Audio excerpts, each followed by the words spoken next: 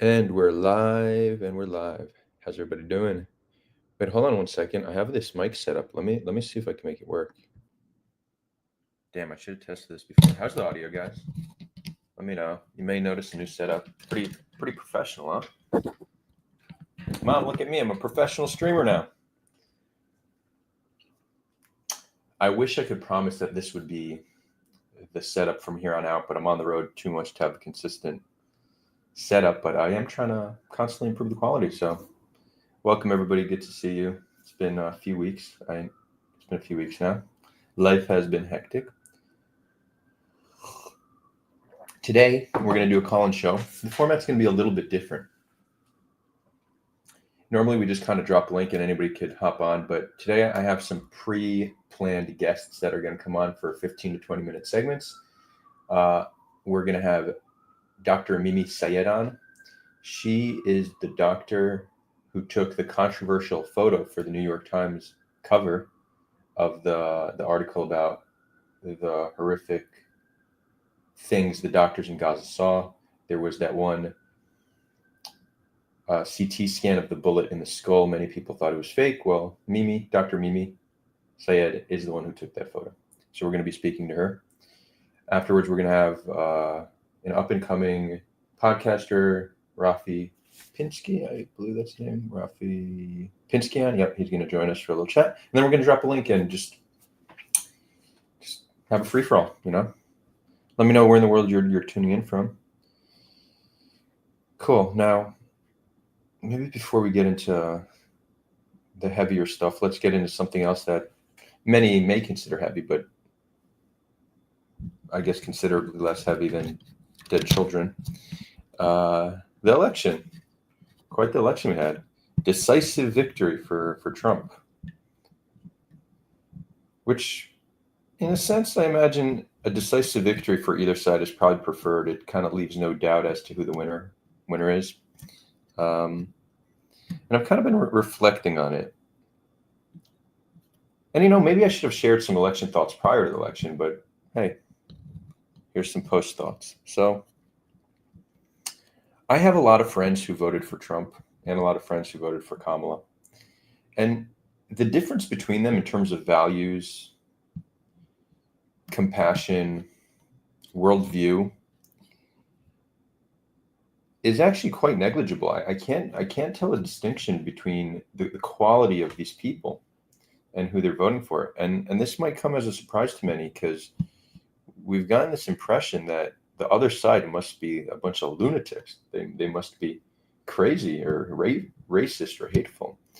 Generally speaking, we do notice that when we speak to people on the other side, despite our differences, we generally all want the same things. We want what's best for ourselves, our families, our country, our loved ones. This is pretty universal. We might have different ideas of how to achieve those things, but generally speaking, we all desire the same basic things. And the difference between the average Kamala supporter and Trump supporter, I don't know if it's as large as many people think, at least not within my group of friends where the difference is negligible. When it comes to both sides, I certainly understand the concern with Trump being in office, and I'll share some thoughts that perhaps could give hope, but just a little bit more about, from speaking to my friends on both sides, what really informed their voting decision. And, those who were against Trump or for Kamala, a lot of them, it's not even that they're supporting Kamala as much as they view Trump as not qualified to run. Not qualified to run in terms of his character, right? The fact that he's just clearly a narcissist, he's a pathological liar, he's thin-skinned, huge ego, doesn't really seem like he has a great understanding of policy or has a vision for the country. This is on a character side, right? Like, how much does character matter in leadership? I like to think that we should strive to be like our leaders, but how many of us strive to be like Trump? How many MAGA people want their children to be like Trump? I'm not sure all too many. So on that alone, I think there's a very strong case against Trump. And then there's the fact that he just never conceded the 2020 election, which should, in my opinion, maybe be he should lose his qualification to run, because that's actually something pretty harmful, right? Trump on his own significantly damaged, eroded the trust Americans have in democracy. Around half of Republicans don't think that he actually lost the 2020 election. That's pretty problematic. That's pretty problematic. So the resistance to Trump, by all means necessary, is not hard to understand. Now, those who support for Trump, some of them, and this isn't my group of friends. They're not these full MAGA people who think he's great. It's that they are struggling with what the left stands for in general, and they see an opportunity with Trump. When they look at the left, and it's not just the Democratic Party, right? I think we need to look at the left and what it represents beyond it, which is like corporations and their wokeness, whether it's how many left-wing activists act and behave and how they thought police, as well as the Democratic Party. People don't like what the left stands for. There's this idea that they want open borders, that they care more about, let's say, trans athletes than they do open borders or the economy, right? They kind of lean on this. They lean heavily on, let's call it the wrong side of a culture issue, and this is what I believe converted many people, like big names like Elon Musk. They fear what the left in America today represents. It's not a party that currently has a clear vision for the country. It's a party that generally has been not pro-USA, but anti-Trump. And people just seem to be rejecting identity politics, and I believe for good reason. Now, I believe we have an opportunity with Trump. I believe there's an opportunity here, right? What we just said, the past is the past. You may have thought Kamala is a better choice. I think there's a very strong argument for that, but she lost. So now we have 4 years of Trump. There's an opportunity. So what motivates Trump more than anything else? Himself. He's clearly a narcissist. And I think what he's doing now is not for more financial gain. It's for legacy.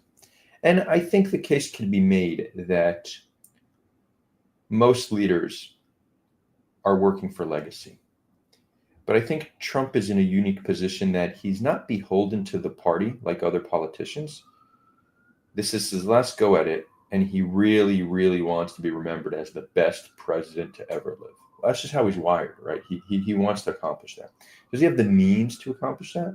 That's yet to be seen. But I think he's certainly going to attempt. And he's building a very interesting coalition of, call them political outsiders that see the world differently. Is it possible that this might just be crazy enough to work? Unclear. I'll just give one point, for example. He brought in Elon Musk and Vivek Ramaswamy to be head of the Department of DOGE, Department of Government Efficiency. Now, while Elon Musk is in my opinion, a mediocre political commentator, it's undeniable that he's a brilliant innovator. When he took over Twitter, he fired 70% of Twitter staff. People thought Twitter was going to collapse, but Twitter is hitting all-time high usage. Yeah, it's a cesspool of hate and anti-Semitism and other stuff, sure, but it's still a functioning platform, and the features are just improving. This is with 70% less staff. Is it possible to do something similar with the U.S. government, cut out all the waste and save billions of dollars a year, which ultimately will just help Americans? I see that as relatively likely. will Trump continue to try to expand on the Abraham Accords and normalize ties with North Korea? I think that's also likely. So, as much as there's a strong case that he's not qualified to be president, and I agree with that, the fact of the matter is he is, or he will be. And what can give us hope? And I think there is some things we could be hopeful for. I think he actually will attempt to accomplish some revolutionary things. Again, no guarantee he will succeed, but it's going to be an interesting 4 years nonetheless. Feel free to share your thoughts on this in the comments. I see we have Mimi, Dr. Mimi Syed here. Mimi, can you, your video is currently off. Can you get your video on and then we'll bring you on?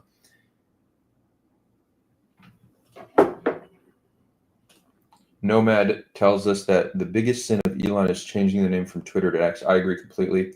X is a dumb name. I'm never going to adopt it. Even when I'm like 80, maybe the newer generations are like, what's Twitter? I'll just see me as an old timer, but I ain't reforming on that. Twitter till death do us part. By the way, how's the audio? Because I got this mic set up here. Anyways, Mimi, I'm going to bring you on. Dr. Mimi Syed, great to have you. Hi, can you hear me okay? Yep, loud and clear, loud and clear. Great. So thank you again for joining us. A few weeks ago, we had your colleague, Dr. Feroz, on. He was the author of the controversial New York Times article, and you were essentially the photographer in many instances. There was the photo of the CT scan where you could clearly see a bullet in someone's head. Twitter then instantly became ballistic experts and decided on their own that that is a fake image. I didn't hear from any real ballistics experts, but that's what the Twitter experts said. So here we are with the photographer of that clearly fabricated photo, and those just listening to the audio, I put that in quotations. So thank you, Dr. Mimi Syed. Can you tell us more about just your experience in Gaza, expand on those photos? I know you have some photos you want to show here, and we will show them. But yeah, the floor is yours. Yeah, thanks for having me. Actually, Twitter is a new world for me, so I never had Twitter before, but apparently everyone's an expert in everything. I mean, the conditions in Gaza, as you already know, they're horrific. They're just, I mean, unimaginable. I had never done disaster work before, been in a conflict zone, but I trained in high trauma cities like New York and Chicago. I worked in New York and trained in Chicago. I'm from Chicago. So, gunshot wounds are not like foreign to me in any way. I'm very comfortable with that. And I have extensive experience in trauma. But the thing that stuck out to me the most in Gaza was just the number of pediatric cases. When I went to Gaza, I took many pictures for medical education. When I returned, I kind of filed them and processed them. And about 85% of the photos that I had, which obviously was not everything I saw, were pediatric cases. And these were ranging from GSWs, gunshot wounds, to explosive injuries, to shrapnel, yeah, all sorts of things, but most of them women and children. And I think the UN recently published like over 70% of those casualties are children as well, or women and children. So, yeah, I mean, horrific. I mean, the not just the actual injuries and the extent of them, but the fact that there is no medical aid allowed, no supplies, equipment allowed into Gaza. For example, I, as a healthcare worker, I'm not allowed to bring anything in. There's just so many things that are needed, just basic airway supplies that I was told to leave, that I can't take in. So it's, I don't see any reason to stop those things from entering. Basic things like soap and cleaning agents, things like that. And I'm sure you are aware of all of those things. But yeah, atrocious, just unimaginable. Yeah, I could only imagine. I do want to point something out just for the sake of clarity. So you are right that the UN came out with a report, which I actually haven't. This is the second time I'm hearing about it, but it is from a few days ago. around 70% of deaths in Gaza are women or children. Based on my independent investigation, I would put that number at closer to 50%. But if the UN has information that I'm not aware of, then I will update that. But this is based on extensive hours of research. 50% seems to be a more accurate estimation. Again, that's not justifying anything. It's still horrific, and it should be much lower than that. Now, which hospital did you serve at? At Nasser, I was there for a month, from August to September. So, and that's, that's the hospital that has the most resources, and very loosely, I'm using that term, most resources. It's not a fully functioning hospital. It has a CT scanner, which is very unique in the Gaza Strip. It's the only one that does. And then it's got surgical capabilities and such, but still very lacking in what it can offer. So, okay, there's only one CT in all the hospitals. That's what I understand. Yeah. And it was at Nasser. And, it requires electricity. So Right, right. there were many times where there was no power. So it was very challenging, to say the least. When we hear about the state of the hospitals in Gaza, because a report did come out saying that out of the 36 hospitals in Gaza, only around 13 are now functional. I'm trying to better understand what makes a hospital no longer functional. Is it lack of medical staff? Is it lack of medical equipment? Or do these hospitals have infrastructural damage? And I know you didn't get to tour all these hospitals, but I'm wondering if you have any idea on that.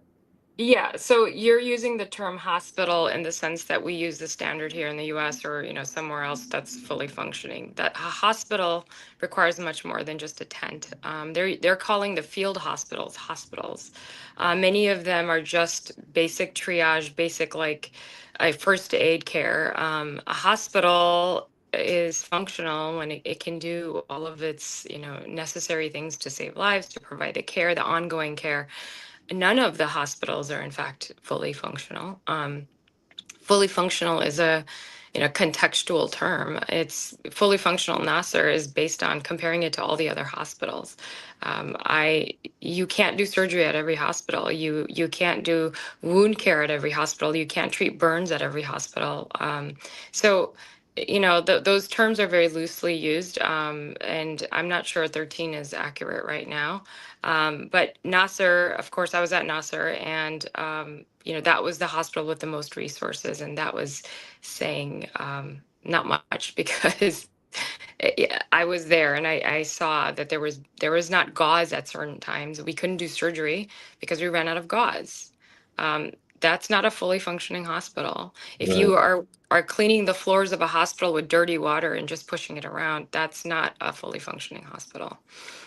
So just imagine what the field hospitals are suffering, or the other hospitals are suffering, if the most heavily Right. resourced hospital doesn't even have disinfectant agents. There are times where there's no water, running water. I brought my own soap because there's no soap, but there was no running water. So I just put soap on my hands and that's it. And I, waited till the water turned back on again. So When it comes to the other hospitals, from what I understood, Gaza has a unique situation where they have a lot of really small hospitals that we wouldn't even consider to be hospitals from a Western standard. It's more like a medical facility. And the reason for this is there's a lot of, let's say, families that would donate a hospital to Gaza. It's their contribution under their name. So it's like a smaller medical facility. So I think when we get the number 13, we're describing those smaller facilities as well. Yeah. probably, yeah, I would suspect, yeah.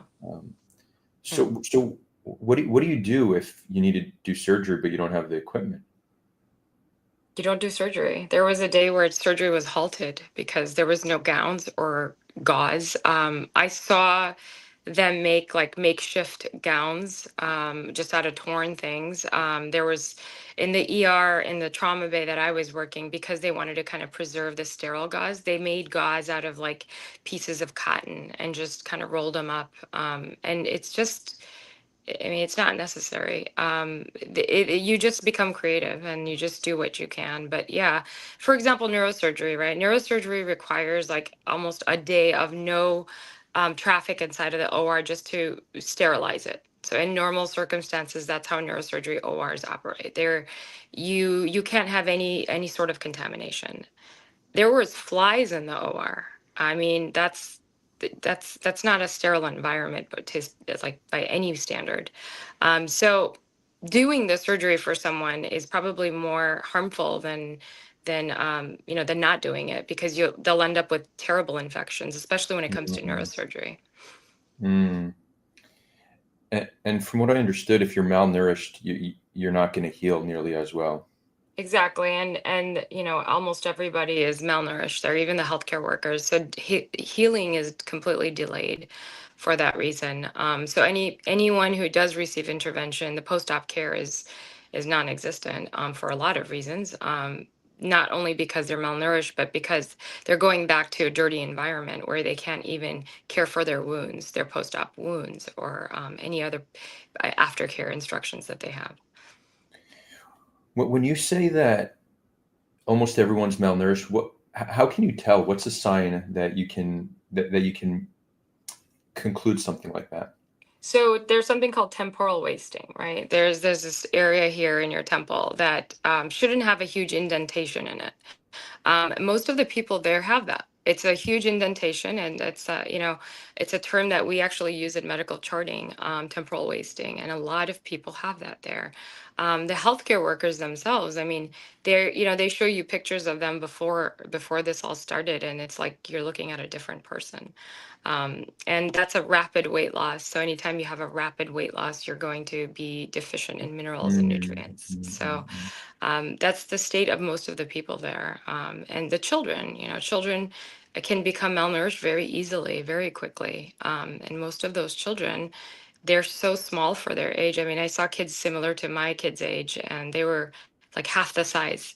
They look like they were half their age, but they're older than some of my kids, but they were so tiny. So and it's not just a year. It's like, for kids, it can become a chronic issue, and then their bones aren't growing, and so they're just generally small. mm. Yeah, it seems like, I've done a fair bit of work trying to get an estimate of the death toll in Gaza, and there's two factors that are very hard to account for currently. One is those who are still missing, right? They're maybe buried under rubble. And second are those dying from indirect causes, which currently are not being reported on the official list released by the Gaza Ministry of Health. So I put for that reason, I put a very broad estimate, anywhere between 40,000 civilians killed to over 100,000. At this point, I think it's probably closer to 100,000, based on my estimation and just research I've done from past conflicts, trying to see the ratio between direct and indirect, or accounted for versus unaccounted for. Um, do you get a similar impression that there's a lot of indirect deaths? Like, what do you think the state of indirect deaths are in Gaza currently? Oh, I mean, you don't have to quote me, but the Lancet published numbers and projected numbers of what they think the estimate is. And I think this was months ago, but that was 186,000 at that time. Yeah, And, that was a future. They said over time it will get to that. I believe that's the framing, that they believe that given where we are today, over the next how many months or years, we'll get to 176,000, I believe. And yeah, that was quite yeah, some time ago. So right, right. it's not 40 something thousand. There's just every day we saw patients come in with indirect causes because they didn't have access to certain things. Diabetics, for example, dialysis patients that took high blood pressure Mm, medications, all coming in with, complications because they didn't have their medications. There's no refrigeration, right? So you can't preserve medications like insulin. So you would get patients coming in. I mean, I never had in my career so many diabetic ketoacidosis coming in all at once. and it was a daily thing. It was like a, oh, this is our new normal type of thing. And so that's just that type of patient. But there's so many. I mean, there would be patients coming in as trapped under the rubble, that were not accounted for, but they were coming in days later. So it wasn't when that airstrike happened that day, but days later. So I don't know how many are trapped in. I can't project a number. You know, I don't have that, an exact number or anything, but it's definitely more than, you know, what's being reported. Right. And even if it's not somebody missing, it could still very well be unreported. So, for example, let's say your child dies of malnutrition. What's even the reason to bring them to hospital if they're already dead? You're going to a place that's way Right. overcrowded. Might be more disease there. You need to risk. You need to risk your life going there. You know, people might just be burying their children or their grandparents rather than bringing them to hospitals. So it's not even people buried. I think just because the state of the healthcare system in Gaza is creating a situation where people are just dying and being buried. So I think it'll take some time, uh, once the dust settles and international observers are able to come in and we're actually able to count the dead, that we'll get a more accurate number. Yeah, absolutely. I mean, and then there's patients that will come in and die of sepsis, right? The cause is sepsis, which is an infection that went kind of crazy, but went untreated. And the sepsis came from, you know, a shrapnel injury that they had a few months ago or a few weeks ago. Mm, So mm. it's not counted as a military conflict. It's counted as, oh, the patient died of sepsis. But Right, right, so there, and God knows how many of those are, you know, we're not accounting for all of them. And like you said, right. there are patients that are, or people that are trapped or can't, the ambulance can't get to them, the cars can't get to them. I remember a family standing outside of Nasser one day, and they were on the phone with their relatives, just crying and crying. And I asked my translator, so what are they saying? So that they're saying, you know, their family members are trapped in Rafah and they can't get out. There's no one that's able to go to them, and they had injuries. They just weren't able to come to the hospital. So what happened Mm, to them? I mean, how were they right, accounted for? So right, I right. can only imagine how many like that there are.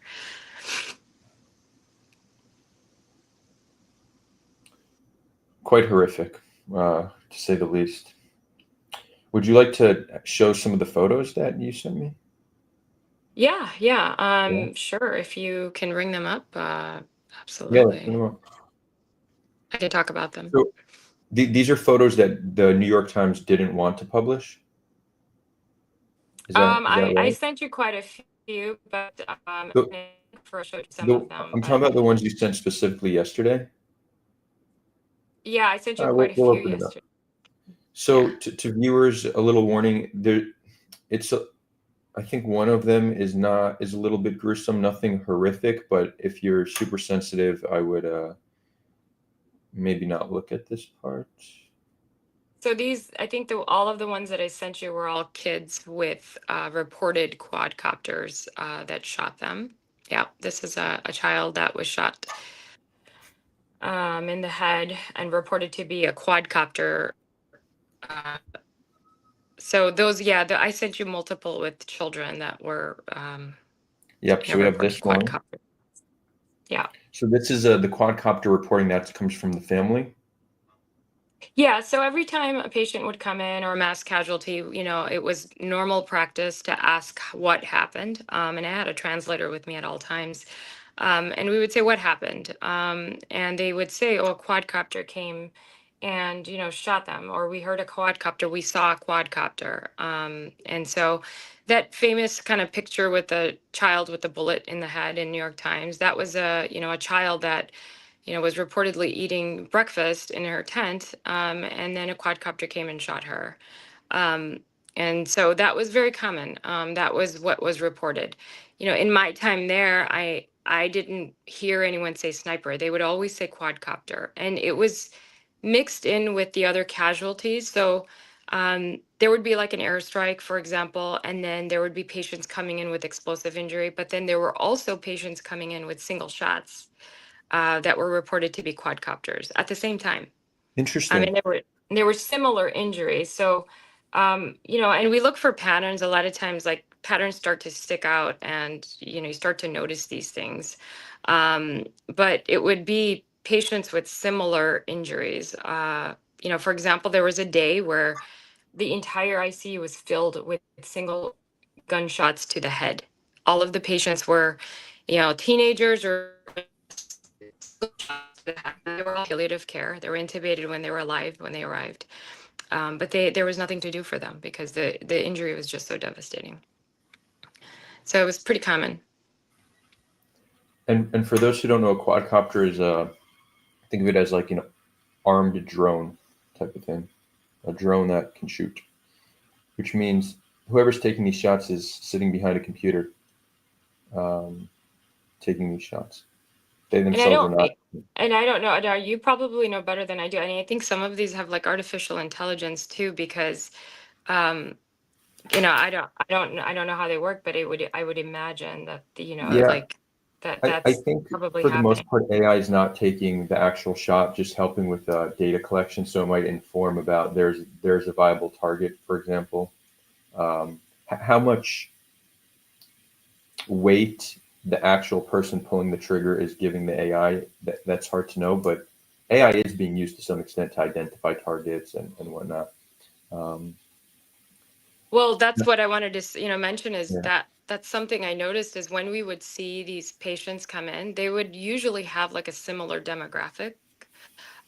They were, so if it was like a teenage girl, I had two teenagers that came in one day, both 15, 16-year-old visiting each other in their tent. They were doing pre-wedding ceremonies and celebrating for another family member. And both of them came in with a single shot to the head, and it was reported by family it was a quadcopter. Then subsequently, two more came in with a similar demographic with a gunshot to the head. So that's why I wonder, is it, AI kind of assisting that, and that's what's happening. But those are the patterns, I notice. And I know my other colleagues notice the same thing too. Mm. I'm trying to make sense of the patterns that you're describing, like how when there was an airstrike that corresponded with shots to the head. I'll need to think about that and talk to some people who I analyze things with. But yeah, I need to try to make sense of that. Yeah, a surgeon actually just did a testimony just yesterday, I think, and said the same thing too. And I found it interesting because, like, oh my gosh, I was there with him and I didn't ask him either, but we were there at the same time and we individually noticed these things. But it's interesting, and I don't know if it's temporal, like if it was when we were there in those months, or if other people are also noticing this. But it was usually together, or it was a mass casualty incident with an airstrike, and then quadcopters in addition to it, or quadcopters, Right. and then later followed by airstrikes. So there's definite patterns there, but I'm not an expert in. You froze for a moment. Mimi, are you here? Ah, Oh yes. yeah, you froze for a moment. Yeah, I'm gonna actually brainstorm this with some people that I work with who help me make sense of things. Uh, I will get back to you if I reach some kind of a conclusion of the patterns you're seeing. Here, let's run through some of the other photos. Sure. So this one, what this is like a 3D imaged CT scan. Is that what we're looking at? Yeah, so this is something that it's like a 3D reconstruction, and you can see just the skull, obviously, but then the path of the bullet there. Um, And but that, yeah, this is the skull of a child. yeah, Yeah, it looks you can like see the suture lines there. That's a child. this. Oh, the skull Yeah, not fully yeah, connected. yeah, yeah. It's still growing, and that was, I believe, from the same patient, removed from the same patient. Still has hair on it, but that was from. I believe it corresponded to that image. I have it organized in my files, but I kind of just sent you some. bunch of random photos there. Why didn't the New York Times put this one up? This one is this considered too gruesome? Because I feel like this is a lot more compelling. Yeah, I sent a bunch of them. I'm not sure why, but yeah, I mean, all of them never, didn't get reconstruction. It's if we asked the radiologist, could you do a reconstruction on this, and they would, show it to us. But yeah, This that's was the the one. one that people saw. Yeah, that was the child that I told you around 4 years old that was eating breakfast in her tent. And there was reported a quadcopter incident. So Can I show this video too? Yeah, you can show that. That's the video. That's the CT scan that goes with that image. So the first image you showed was a scout film. It doesn't have as high radiation, and it's not meant for diagnostic purposes. It's for the technician actually to position the patient. But it shows just a bullet. But this is the path of the bullet, and you can clearly see it. I think Feroz pointed this out in his interview, but that's that corresponds to that. Right here. Yeah. Yeah. Okay. Yeah. Now this one is a little bit hard to see for those who are squeamish. This is an exit wound, or that's the one wound on one child. Yeah, and that was a reported quadcopter incident. This is a different child. Okay. This child was about 3 years old. That's the corresponding CT. Okay, that's it. Yeah, hard to stomach. Yeah, and like I said, that was not, those were not the only patients I saw. Those were just ones that I was able to capture. But many of the patients I saw were under 12 years old. So it's hard to mistake them for adults, but it just makes you wonder, what to conclude from that. As physicians, it's our job to collect data and then make conclusions based on it. That's what we do on a regular daily basis. We make conclusions based on what we're seeing. And it's hard to say that those are an accident. It's very difficult to say that for me and to believe that when you're seeing it day in and day out. We had mass casualty incidents at least twice a day, almost every day, for 4 weeks. That's a lot. if you count those numbers up, that's quite a bit. So yeah, I would agree. I would say if you occasionally see a child that has a gunshot wound, you can conclude it may be collateral damage. But the second it's a consistent pattern, it's much harder to conclude that it's collateral damage. There seems to be an intentionality. Again, this doesn't make the case that this is systemic, that there's a command from above to do this. I think there's a higher likelihood that these are, call them rogue soldiers, acting in a system with close to no accountability for committing war crimes, which, when there's no accountability for doing horrific things, people are less incentivized to behave in accordance with international law.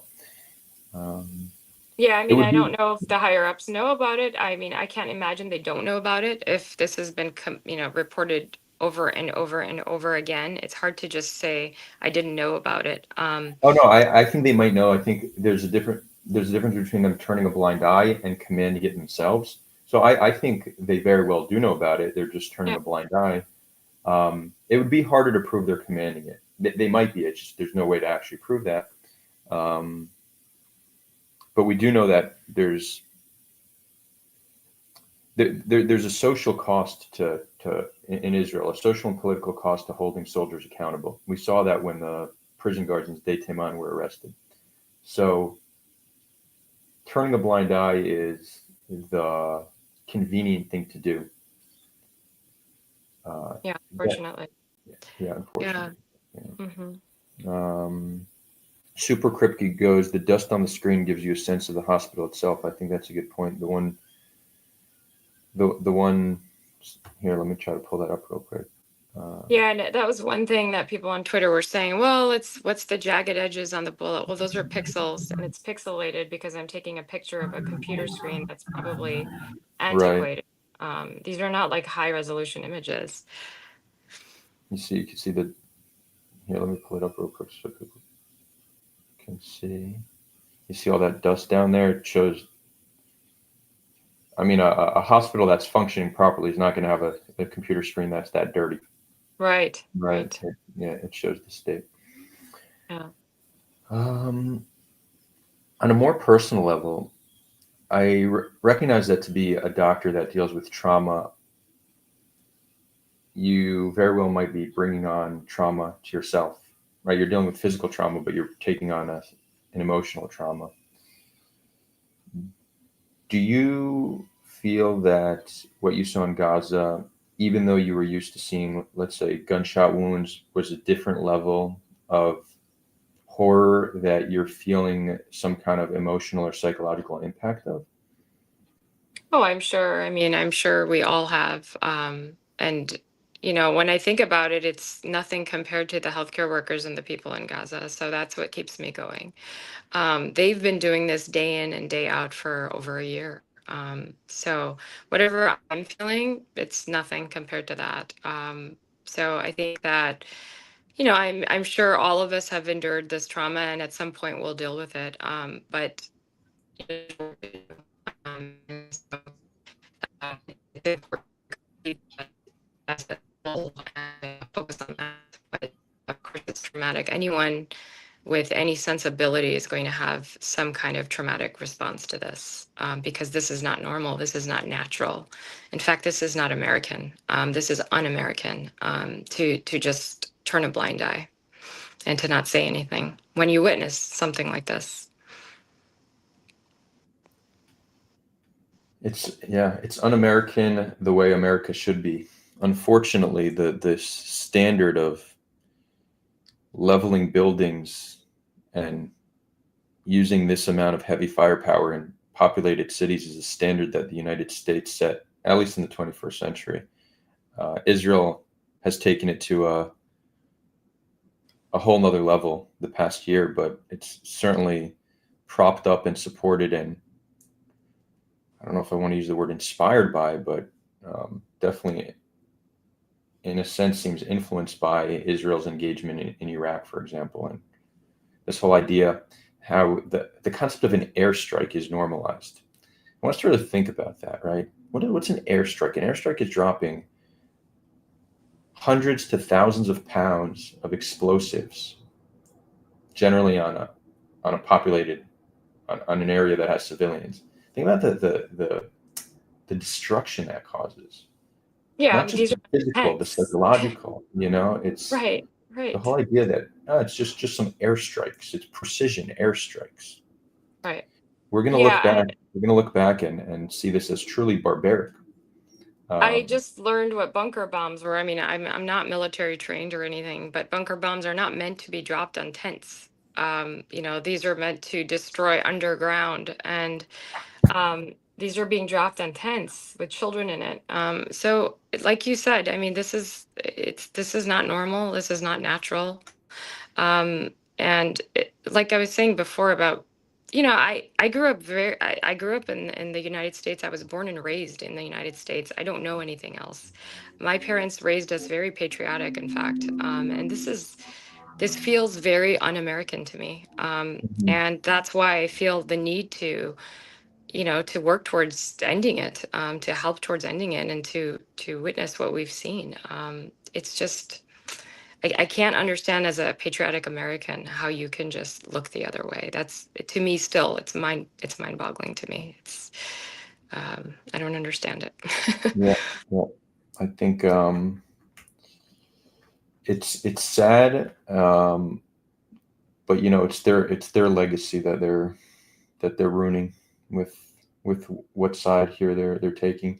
And by saying what side, this doesn't mean this doesn't imply that it's the pro-Palestine side Right, against the pro-Israel side. No, this is the side of humanity, the side of right. international law. Yes, Um, I'm not to be against what we're seeing doesn't mean you're saying from the river to the sea Palestine will be free. You're saying that even if you are engaging in a military conflict, you have a responsibility to engage in a certain way. Um, and that is very clear. And we've evolved as a species to the point where we could look at October 7th and generally recognize that such an attack is considered barbaric. But in our mindset, we still see this more industrial warfare of dropping airstrikes as perfectly normal. That's just a normal way to deal with problems. The level of barbarism we view in October 7th, one day we will look back and consider this to be similar, if not worse, just because of the scale of it all and how many people have been killed. And I say that, I know I'm making a prediction on future human perspective, but I say this with a high degree of certainty. Yeah, I mean, and the other thing I want to mention is, you speak up about it. I speak up about it. There's, few of us that speak up about it. But when you do, you risk a lot politically or, socially or in your career. And that, again, is very un-American. Free speech is just one of the things you associate with the U.S. And it doesn't feel that way anymore. It's less and less every day.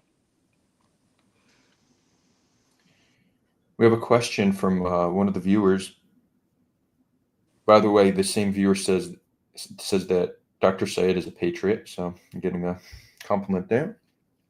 But then Super Kripke asks, Dr. Syed, are you getting offers for interviews in American media?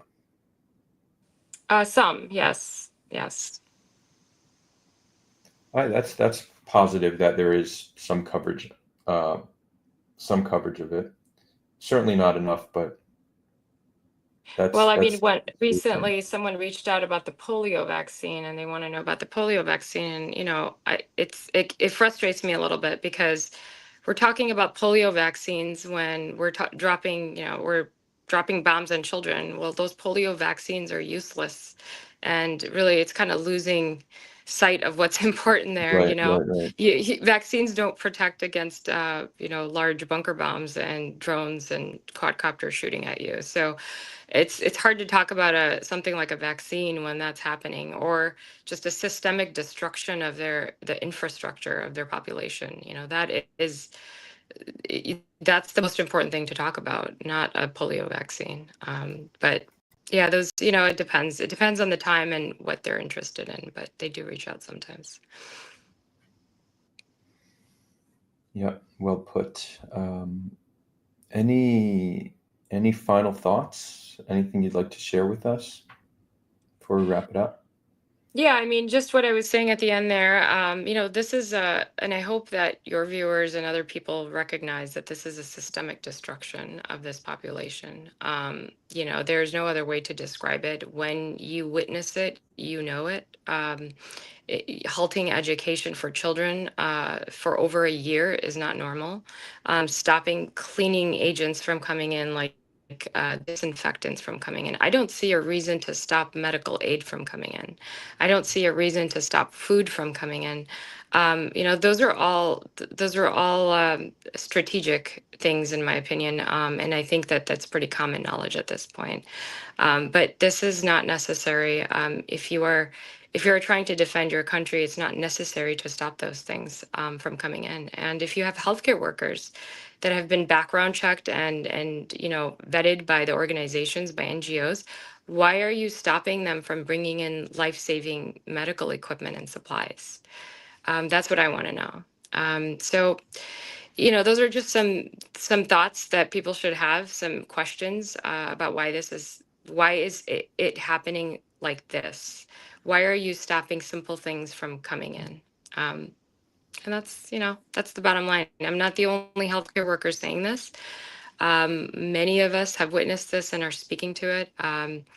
But if I could say anything, it would be to think independently and question things. Don't just go by what the masses are telling you. That's a radical piece of advice right there. Think about things on your own. I don't know, Dr. Mann. We're all capable of that. But no, I agree. I agree completely. And thank you so much for giving us the time and just for your courage. You're putting yourself out there to get attacked have your character questioned, just in order for you to speak an important truth. So I commend you for your courage, and I hope more people hear what you have to say. So thanks so much, Dr. Mimi Syed. It's been a real pleasure. Thank you. Thank you so much for having me. Bye-bye. Okay. A lot of confirmation from what we heard from Feroz, Dr. Feroz. One difference. It's interesting because Dr. Feroz was able to bring in only whatever equipment he could carry with him.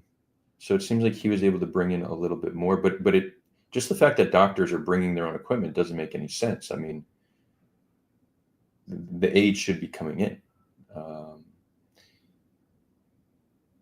In terms of food distribution, there's been a lot of contention here. I think food's coming in, just not being distributed. I think you have a problem that there's a lack of distribution. The roads are destroyed.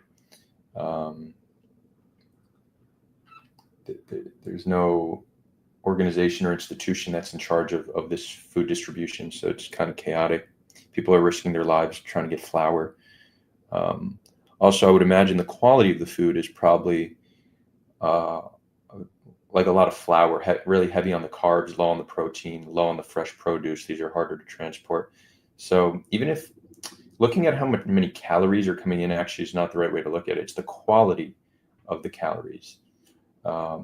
If you were getting 2,000 calories a day in bread, you're going to become malnourished, right? So it's not just calories coming in.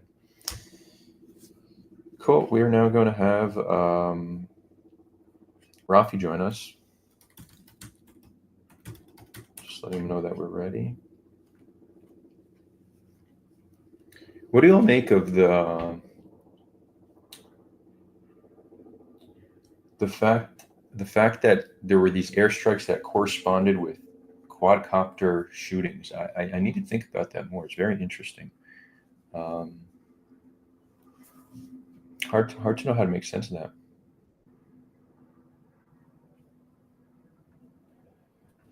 Rafi, what's up, man? Okay, can you hear me? Yeah, loud and clear. How's it going? I hear you. You can't. It seems like you can't hear me. I can't hear you. Oh, you can't hear me? Okay. Hold on 1 second. I might have to unplug something. Technical difficulties.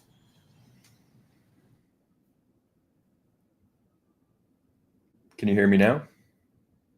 Now you're muted. I see that you're muted.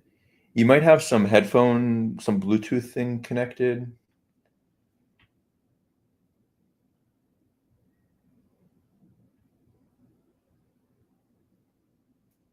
Donnie, yeah, Rafi, you're on mute though. Hold on, I don't know why I'm talking if you can't hear me. I'm good. Now it's good. Oh, you can hear me? I hear you just fine. Amazing. Rafi, thanks for joining. Maybe give a little introduction. I did mention earlier that you have your own podcast, but maybe just give a little more context. Okay, so my name is Rafi Pinsky. I have a podcast called Soothing Semantics. I've been recording episodes for the last 4 years. I've had some very notable people on the show, Jewish and not Jewish. I cover very broad spectrum of topics. The Israeli-Palestinian conflict is a large subject of mine. I cover real estate, business, relationships, MMA. Those are probably some of the most common subjects. Thank you. And we were connected by one of my best friends in the world, Yanai Gordon. Shout out Yanai. I know he watches some of this content, so maybe he'll see this. So yeah, what's on your mind? What's going on? What's on my mind? Real estate currently is on my mind, but in regards to the Israeli-Palestinian conflict, I mean, it would be nice if we could stop fighting for a change. You know, I think that would be a pretty lovely thing, right? Oh yeah, I mean, I'm I would like to get to the point where I have nothing to live stream about anymore. At that point, I'll just do like fun commentary, comedic stuff. But yeah, I wish to see the day where I don't come up here talking about dead children and whatnot. Yeah. It's unclear though. You know, I'm generally optimistic and hopeful, but I don't right now see the light at the end of the tunnel. I do see some ways in which good can come out of the past year, but I don't even know if there's such a high likelihood of that happening. Why would you say you have a pessimistic view? Well, when I look at the trajectory of the country, so the Israeli people are pretty radicalized. You know, it's been generally speaking, when you're in conflict with the population, population and conflict become radicalized against one another. October 7th brought this to a whole new level for Israelis, but we have an increasingly radicalized population. We have leadership that has not shown a clear vision for how you actually solve this thing. There's no vision in the leadership. It's very much just kick the can down the road, maintain the status quo, talk tough, act tough, but missing any real vision for a peaceful future.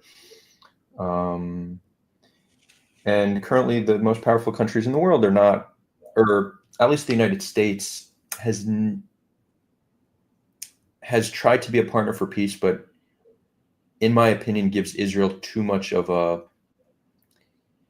grace and support unjustifiably, which doesn't incentivize Israel to make any change. So there's a lack of international power that I believe is bringing us closer towards a peaceful resolution. Now, what I will say gives me optimism is the fact that we have seen Gulf states warm up to Israel. I think that when the second Israel has more alliances in the Middle East, these countries have more leverage to impact change. It seems like China wants to get involved. They signed a deal with the Palestinian leadership. All 12 different Palestinian factions met in China and signed a deal with China. So this can change the dynamic in a way that gives hope, but it's not like, you know, I'm a betting man and I don't know if I would bet money on things being better in the next few years. You had me when you said 12 Palestinian factions, though. That kind of caught my attention. Yeah. Why is that a lot? Does that sound?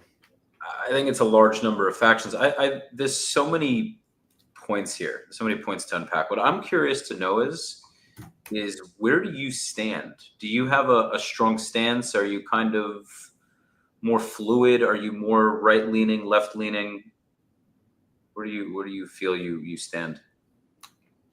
So I think most would consider me, when it comes to Israel Palestine, to be left-leaning, but my views are kind of all over the map because I look at each situation individually and reach conclusions. So, for example, like I support countries having secure borders. Like mass immigration, I think is not a good policy, right? That's considered a right-wing position, but that to me is very sensible. But I also am very much rooted in, you know, a humanist worldview, and I want us to find ways to elevate humanity. So when I see policies and actions that harm humanity, generally I'm against those. Mm-hmm. And Israel has, you could say, done a fair bit to ensure the security of their people, but when it comes to the humanity of the people they are in conflict with, there's a general disregard. So as a humanist, I speak out against that. Okay, I just have a thought. I guess it's the best analogy I can use, although it obviously isn't a perfect analogy. If you obviously would make sure that your son, daughter, or both were protected. If protecting them meant that you might have to cause harm to the children of your neighbor, and there was an instance where you had to make that decision. Mhm. would that be a decision you'd make to ensure the security of your kids? Certainly, I think all people would. And I think Israel is acting as most countries would. They're valuing their people over those of their enemy. This is why we have international law, to avoid countries from acting in ways that are inhumane. That said, I think there's a flaw in the premise of the question, because I do not believe that a lot of the harm Israel causes Palestinians is necessary for security. I don't think what we've done in Gaza in the past year is necessarily making us safer. I don't think expanding settlements is making us safer. I don't think when soldiers abuse their power by abusing Palestinians, that doesn't make us safer. Sure. There's a whole list of things that Israel does that not only do they not make us safer, they only radicalize Palestinians, and they're inhumane. So this, to me, is the things that we should focus on changing. Call it low-hanging fruit, because it doesn't make us safer and it causes harm. Right. So I have some points. What do you think? What do you think Israel should have done in response to October 7th? What would have been a smarter response to achieve their goals? So I think there's two ways to look at this. One is more how I think the world should function, and I don't blame Israel for not taking this approach, because it would be truly unique and novel of them.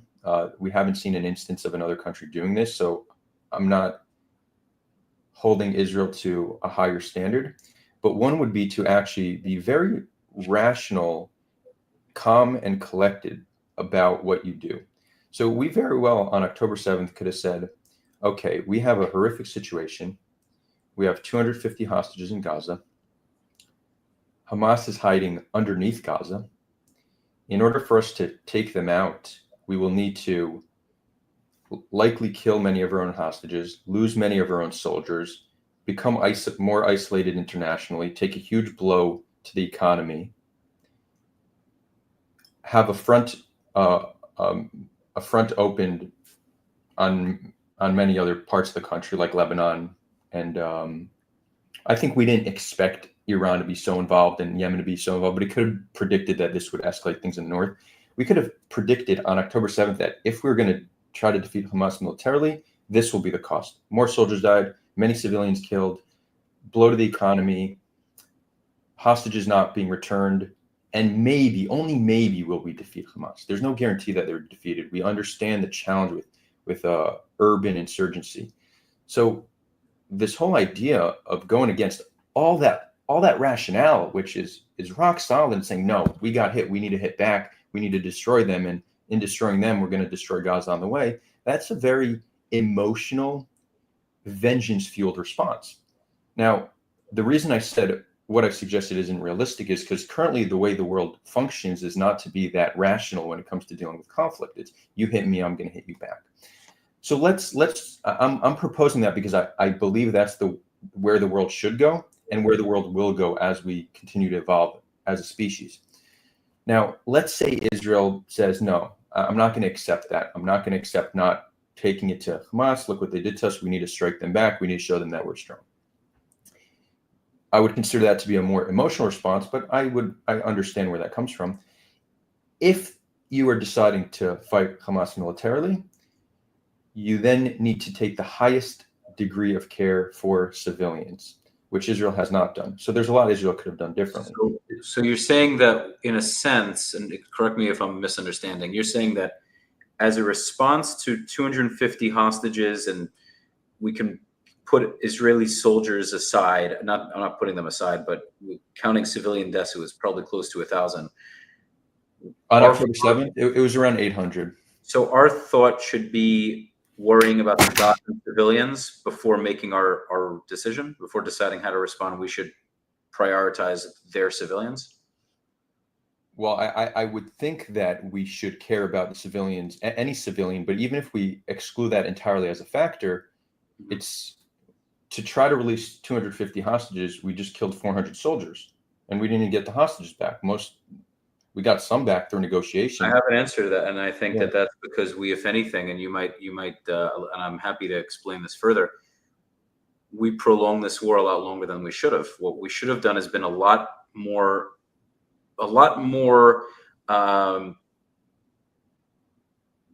We should have been stronger in our response earlier on, and this way we hopefully would have had fewer deaths than we do now. But What I mean by that is we should have cut off all electricity. We should have said, "Hey, we're not looking for this. We need our hostages back. Take them out. Let them come out of the tunnels. Bring them back to us. Let's end this war now."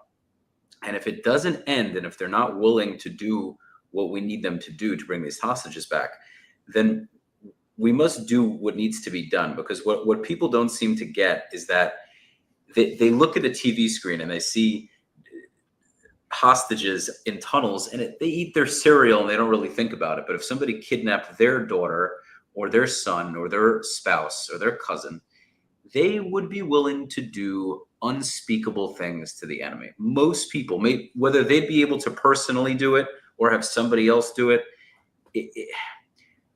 I understand where you're coming from a moral perspective, but I want to live more in reality of what any country would do in this instance. There's no easy response. No response would make Israel look good. I don't think any response that Israel could have would have people saying, "Yeah, that's great." No, I don't care how Israel looks. I just care more about how they act, right? I don't care what the international community generally. You don't care at all about that? It's that's not where my moral standing comes from. Like I do agree with you that as long as Israel's engaging militarily, there would have been backlash because it's impossible to do so without killing civilians. What I'm saying is the extent to which we responded, the level of aggression, the disregard for civilian life is unprecedented and unlike which we've seen in the 21st century. And we could get into the numbers, but I want to talk more about what you said. You mentioned the hostages. Would you say that is the most important thing? Like, what would you value more, returning the hostages or defeating Hamas?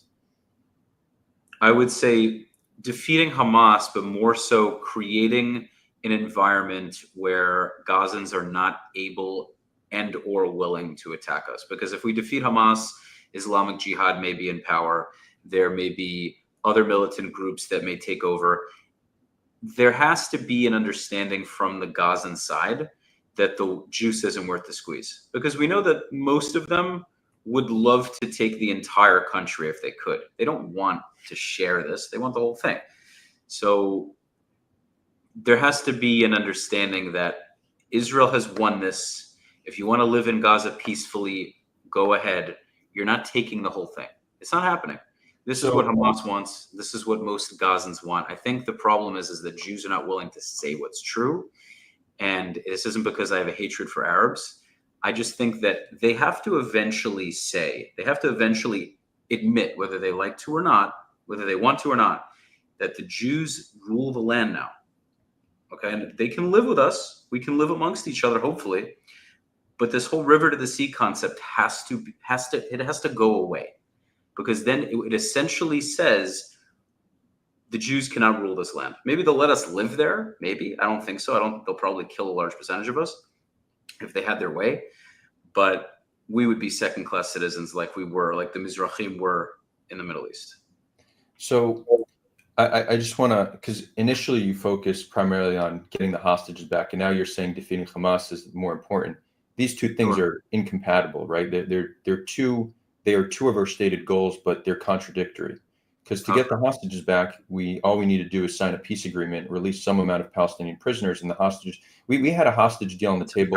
It's a terrible idea. Yeah, okay. So that's fine. I understand the pushback to doing a prisoner swap, but because earlier you said we need to get the hostages back, but you're saying there's more important goals. It's absolutely it should be a top priority, but it can't be the number one priority. Right. So for you, the top priority is defeating Hamas and making sure that doesn't happen again. And the second is you prioritize keeping Palestinian prisoners in jail more than you do releasing Israeli hostages. Right? Those are two higher priorities, you would say. Well, here's the thing. None of this is simple, right? First off, I think most Palestinian prisoners, I don't have a number. I don't know how many. I don't know if there are any quote unquote, and I say quote unquote because I believe Palestinians are essentially Arabs, but we can call them Palestinians if it makes them happy. I don't have a problem with that. So wait, what does it mean to be an Arab though? Are there no like can you not Well, be I able think to there are Levantine Arabs from the neighboring countries. They want their own national identity. I don't have an issue giving that to them as long as they acknowledge ours. If they want that, they can have it. Are they going to have a country called Palestine? They can call Gaza Palestine if they want to, but are they going to have? what's the resistance to calling them I Palestinian? did. I'll take blame for this. We went off topic because I want to. We can hold the thought and visit Yeah, yeah. later. If you're okay with Okay. it? I wanted to stick onto the stay on the topic of the hostages. The issue. Okay, so quite frankly, the prisoners, the Arab Palestinian prisoners in Israel, if there are any innocent ones that actually haven't committed any crimes, they should be freed. The ones that committed crimes, the ones that attempted to stab, shoot, have murdered, attempted to murder, for as far as I'm concerned, they can sit there for the rest of their lives, and I don't feel bad for them. Now I understand maybe why they've done what they've done. I understand it's a lot deeper. Maybe their sibling was killed, their father was killed. I get it. They did the crime, so that's where they belong. There can't be any negotiation. Like there can't be any negotiation with terrorists. So we've done it. Unfortunately, we made that mistake.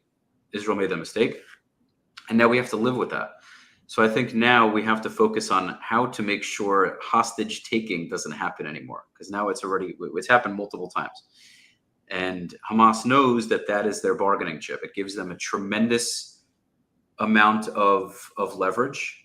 Even if they have a much weaker military, they can leverage their power through hostages.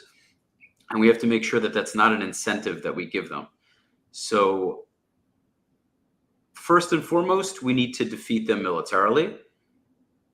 Then they need to acknowledge that we aren't going anywhere, and we can try to create a peace that way where they have Gaza and we can help them economically. And then hopefully in doing so, they'll return whichever hostages are alive. We can't stop the war, because if we may get the hostages back, but Hamas stays in power, they're going to regroup. They're going to build weapons again. Iran's going to keep funding them. They're eventually going to attack us down the road, and then we're back at square one again. And then we accomplish nothing.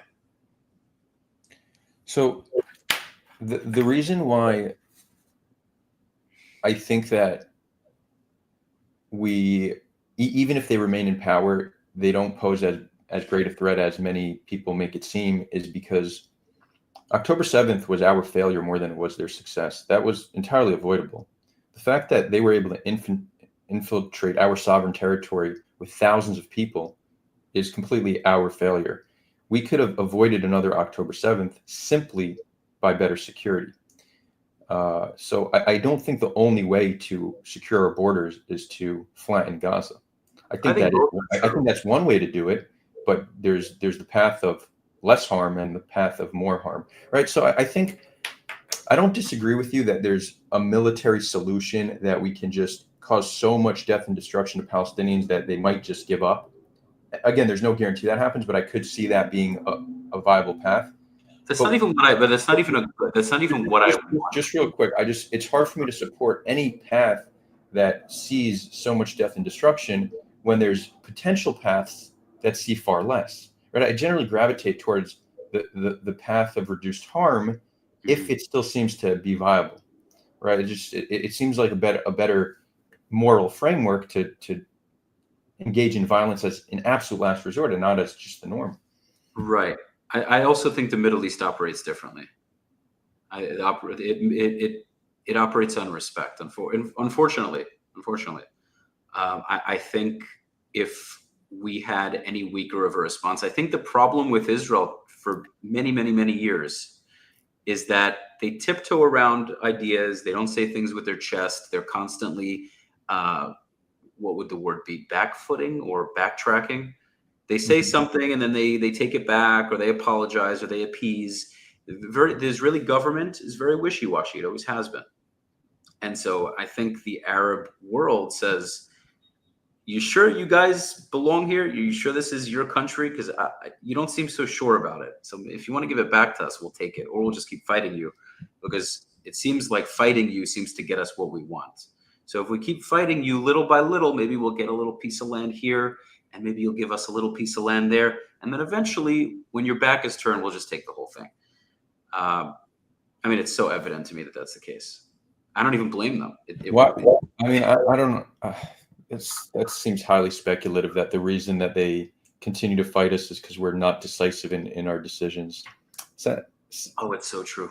Oh, it's so true. I think there's a much more reasonable conclusion. It's that they perceive it all to be their land, and they don't want to. They don't want to concede to a colonial entity like that. That's the framework in which they're looking at it. If we were a colonial entity that was more decisive, I don't think that would change their opinion. I mean, you do see how willing Jews are to fight for the country, right? And you do believe. I think you do believe. I don't know. Are you an atheist? Do you have belief in God? Where do you? I mean, I'm agnostic, but I did serve in the IDF, so it's not. Okay, but do you believe even?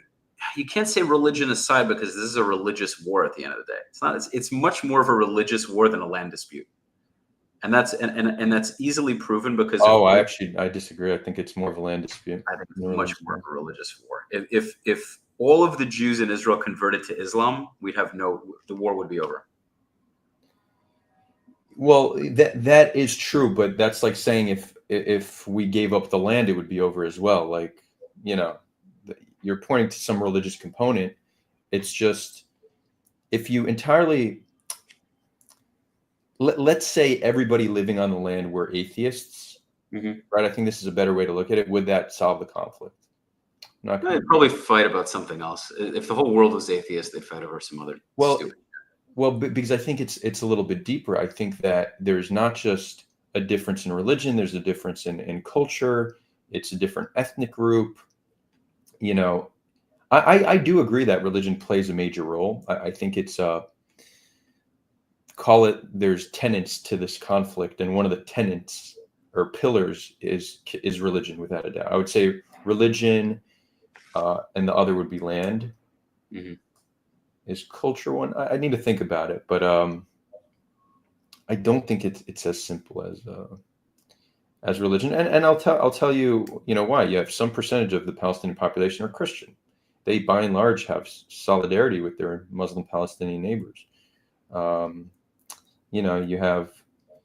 also have Armenian Palestinians. They're generally also in solidarity. It's that when Zionism happened, like when the establishment of the state of Israel happened, and decades subsequent, there was this idea that if you're Jewish, you're of one status, we'll bring you in, and if you're not, you're just of another status. This was a differential which, yes, existed under the Ottoman Empire, where Muslims did have a different status, but we very much further perpetuated this distinction between the two groups. Jews in one category, everybody else in another category. And it has to be. First of all, it's been like that on the Muslim world. It's very ironic that Muslims are up in arms about this when the Muslim world operates this way, and it always has been. Secondly, I think it's human nature to some extent to expect there not to be a sense of familial preference, to not prioritize your own family over others. I think it goes against human nature. It's not so realistic. I agree with that. I think even in the United States, even though it's more of a melting pot and officially there's no better or worse, let's be honest, there's a hierarchy in the United States. There's certain ethnic groups that do better, that are perceived better. At the end of the day, that's not written. There's a difference if it's something cultural or if it's like different. It is definitely different. The difference is systematically imposed. Israel needs to put certain rules in place to ensure that it stays a Jewish majority state, and in doing so, it's probably not going to be fair to everybody. Well, the same way Saudi Arabia, but hold on, Adar, Saudi Arabia, certain Arab countries would never allow their country to be a majority Jewish or even 50% Jewish, where everything is equal. Jews were dhimmis. We had to build Jews and Christians had to build their houses of worship shorter than mosques. The Jewish men had to ride horses. I'm familiar with the history. Yeah, no, I'm sure you know, but I'm saying that makes us second class. Arabs in Israel don't have to do things like that. you brought up a point that it's human nature to want us to band together. So I think it's a good point, and this actually informs how I see much of the conflict. Generally, people in conflict are acting as humans would act given those circumstances. This is true of Jews and Palestinians. You'll notice, any viewer will notice this, that I generally, very rarely focus on people and why. Don't call me. Hold on. Hold on one second, just so they don't call back. Cool. You don't focus on people? Yeah. Okay, cool. I don't focus on people because humans are just humaning. These are how humans act given these conditions. Fuck, I just exited out. Hold on, let me tell her that. Hold on. Cool. I focus more on institutions and systems because you change the system and then you change the people. So I agree with you. The level of grace you give Israelis for acting, or Jews acting the way people would act in that situation, the only difference is I give the same level of grace to Palestinians acting the way they would act given the situation, right? Warring parties are acting in their perceived best interest. They're acting as humans otherwise would. It's Arab. I mean, they are not. It's not faring very well for the Palestinians. They've been fighting us for over 76 years. Yeah, 100 years now. They're playing the long game. There's no guarantee Israel succeeds long term. Like their strategy of being unwilling to compromise, while I think it's bad and cause them tremendous harm, they're looking many generations ahead. They said, look, eventually Israel will fail. We're not gonna concede. We're gonna continue to fight. The past year has proved Israel's vulnerability, that we can't fight multiple fronts effectively simultaneously, where we've lost hundreds of soldiers, our economy is tanking. There's a brain drain going on where Israel's top talent are leaving because they don't want to live in a conflict zone. And again, Hamas is still alive and well. Maybe not well, but they're still functioning. Your points are definitely valid, and that's also, you know what though? Hezbollah is alive and well. Iran is alive and well. The Houthis, we can't even touch the Houthis, right? Their tech's only going to get better.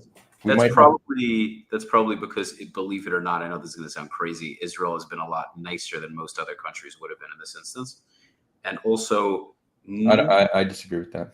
A large percentage of, I'll give you an example, a large percentage of Gazans would have left through Egypt if they had the opportunity. Many of them already have, but I would say probably, a vast majority, not a vast majority necessarily, but a large percentage would have left. If the border was open and they could just walk out, they would have left. Sure. Yeah. I agree. Their will to fight, I think most of them are tired. I think most of them would head out to Germany, create a new life there. I think the Jews, as much as a nice amount of them have left to the United States and maybe parts of Europe, that's the only country we have, man. The Palestinians, yes, they see it as their land too, but there are 22 other Arab states. There are over 50 other Muslim majority states. They know they have other countries. We have one country. So I am very confident that if you want to talk about their will to fight, I think, believe it or not, it might not seem that way. I believe the Jews have a much stronger will to fight because it's the only place we have.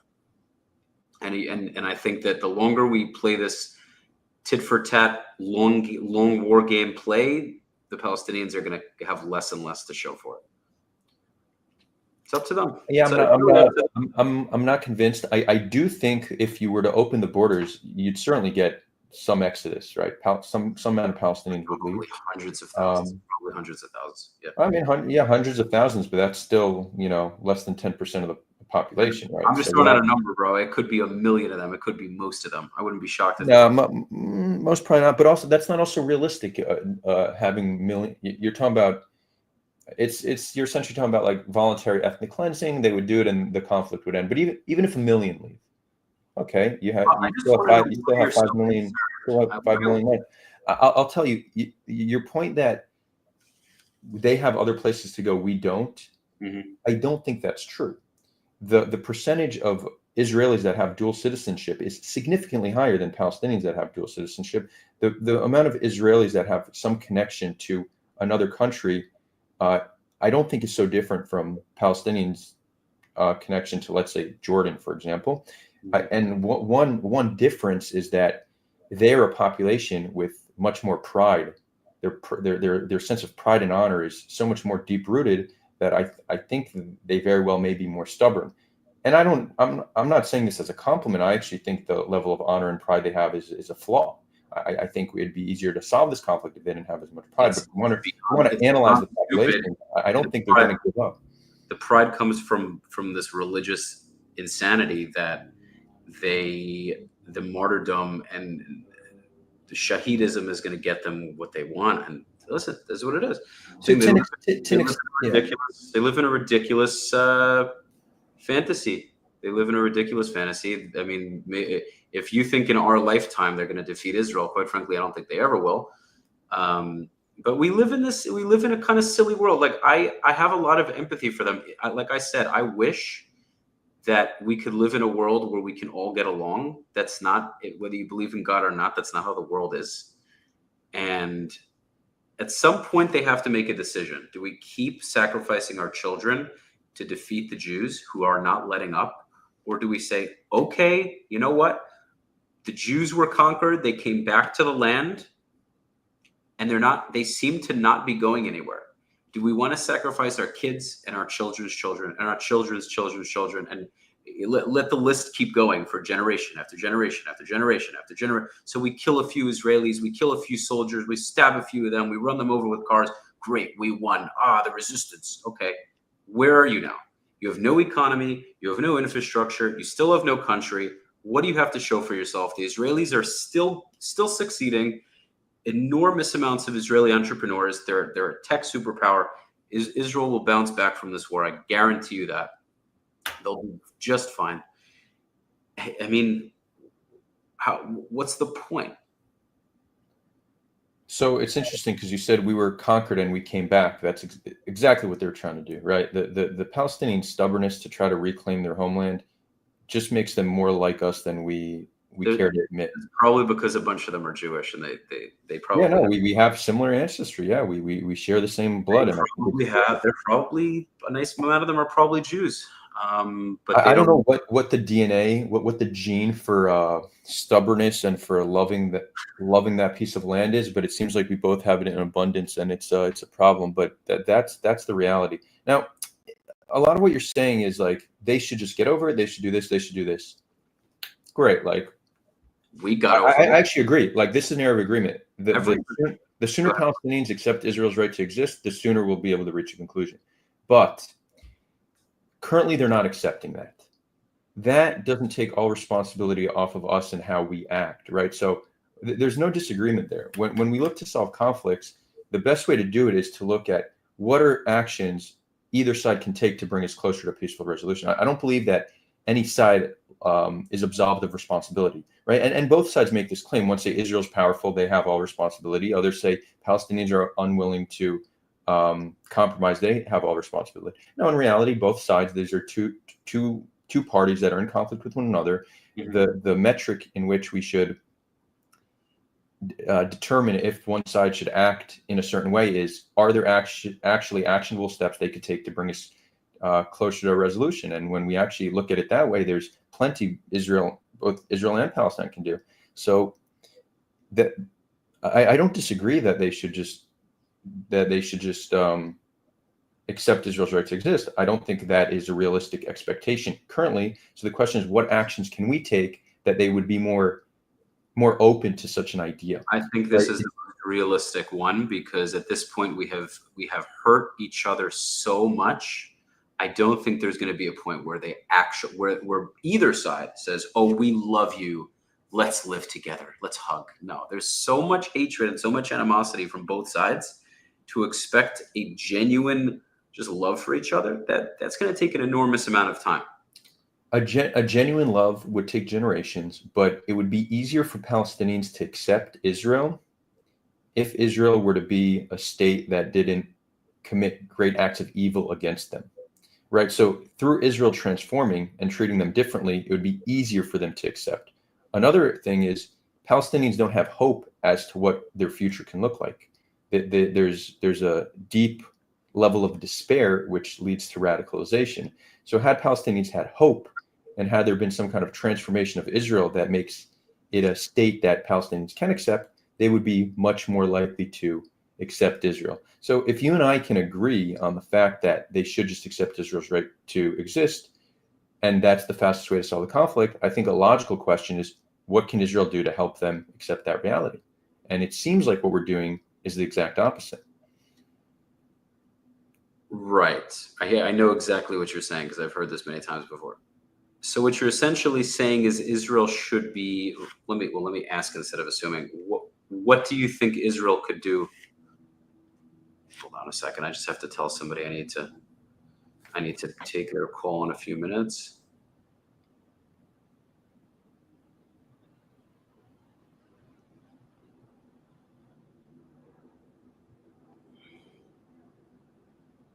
Okay. Okay. What it seems like to me is you're suggesting Israelis are too rough on the Palestinians, too ruthless, not empathetic enough, not understanding enough, not willing enough to make compromises. They seem to just say, okay, we will just rule you with an iron fist, just force you down with our boot. I mean, this is what I'm understanding. Tell me if you mean it in a different way. Yeah. I think currently the way Israel treats Palestinians is in such a way that causes daily humiliation, which makes it harder for Palestinians to accept Israel's existence. Right. The problem is the Arab world is a very interesting place, and I would say the Middle East in general, because on one hand, there's a lot of hospitality, there's a lot of warmth, meaning Arab culture. I've said this on my show many times. I don't disregard that level of hospitality and warmth that they have, but there's also a tremendous amount of tribalism. They have a very hard time getting along in a group. There always seems to need to be a hierarchy, a theocracy, a kingdom of some sort. And I think that is because to be honest, I don't know if I'm 100% sure about this, but this is my perception of it. And I think many of them would agree. Whenever there's one ruling body, there's always another one that's trying to topple them. And so the Palestinians themselves have a hard time agreeing with each other. Israelis also have their disagreements, but they're not killing each other over it. Okay. So Israelis, even with the leftists, the right wingers, the different groups, yes, we protest. Yeah, we might fight in a bar, but we're not pulling out AR-15s and shooting each other. Okay. If it has happened at some point in Israel's history, happened very seldomly. So we are much better at handling conflict amongst ourselves. So I think that I'm trying to circle back to my point. I just had a quick brain fart. Help me out here. Happens to the best of us. The initial point was if we treat them differently, they'd be more open to acceptance. Yeah. I think respect is going to be the best way to bring peace, and I think it's going to take Israelis and Palestinians that are very good communicators, that actually want peace, that can sit down together and say, hey, we might not love each other, and that's fine, but we don't want to keep killing each other and dying. What can be done? Realistic, no BS, no naivete, real talk. The Jews tell the Arabs, if you want the whole thing, it's not happening. The Arabs say, well, okay, but we're not going anywhere. You're going to have to live with us as a kind of thorn in your side. What are you going to do? You want to kill all of us, or are we going to live with you? Okay, well, I don't think either of us want a two-state solution. You believe it's yours, I believe it's mine. That's not going to work. Okay, so what about a one-state? What does that mean? Well, in a one-state, the millions of Palestinians get to flood the country. We live amongst all of you, and we're probably going to outnumber you because we have more babies than you. So it eventually won't be a Jewish state. Okay, so what do? Well, there's a stronger power and a weaker power. Does the weaker power want to stay in this sliver of land? Do they want to stay in this sliver of land? Yes or no? I think it's more on the weaker power, because they are the weaker power. If they want to still live in this land and not have to be driven somewhere else, they have to make a conscious decision. the world's not a fair place. I think that's really what we need to understand here and be realistic about is the world's never going to be fair for everybody at every given moment. There's always going to be a level of unfairness. To create the most fair situation, the Jews have this tiny sliver of a country the size of New Jersey. And as Jews, we have to decide if that, are we going to keep that country at the expense of upsetting both the Palestinians and everybody that doesn't want to acknowledge Israel? Or do we pack our bags and go to, I don't know, Mars? Because it doesn't seem like we've been really welcomed in that many other places. So well, I think we have to be very stern on what we want. We have to be very serious about what we want. And I think the Palestinians have to say, you know what, we lost. We tried to defeat you multiple times. It was a failed attempt on every occasion. And we're tired of fighting you. We surrender, we give up. So you keep reverting back to what you think Palestinians should do and what they need to say and what they need to accept. And then I'll come and say something that I think Israel could and should do to make it easier for them to accept. And then you continue to talk about Palestinians, but do you at least agree with me that Israel is very culpable when it comes to the current state of the situation, because they've done very little to actually negotiate the past decade, and they've done a whole lot to just continue to humiliate the Palestinians through checkpoints and expansion of territory and through mowing the lawn in Gaza every few years. Like these are just clearly policies that are contradictory to what you yourself are suggesting. You say you want us to sit and have a conversation, yet we're not doing so. We haven't negotiated in over 10 years. I don't, you make a very valid point. The thing is I'll be very blunt. Some kind of fair negotiation where both are equally happy, I don't think is realistic. I don't think it's ever going to happen. A thing where the Palestinians and Israelis are actually excited about it, I don't think so. I think one is going to win more than the other. I think it's going to be a negotiation where the Israelis probably get a better deal and the Palestinians have to accept it, because since 1948, the Palestinians had better deals on the table. They decided to say no to them, wage war against us, and then they got a worse deal. And so as they waged war, they kept getting a worse deal, and now they're suddenly expecting a better deal. So I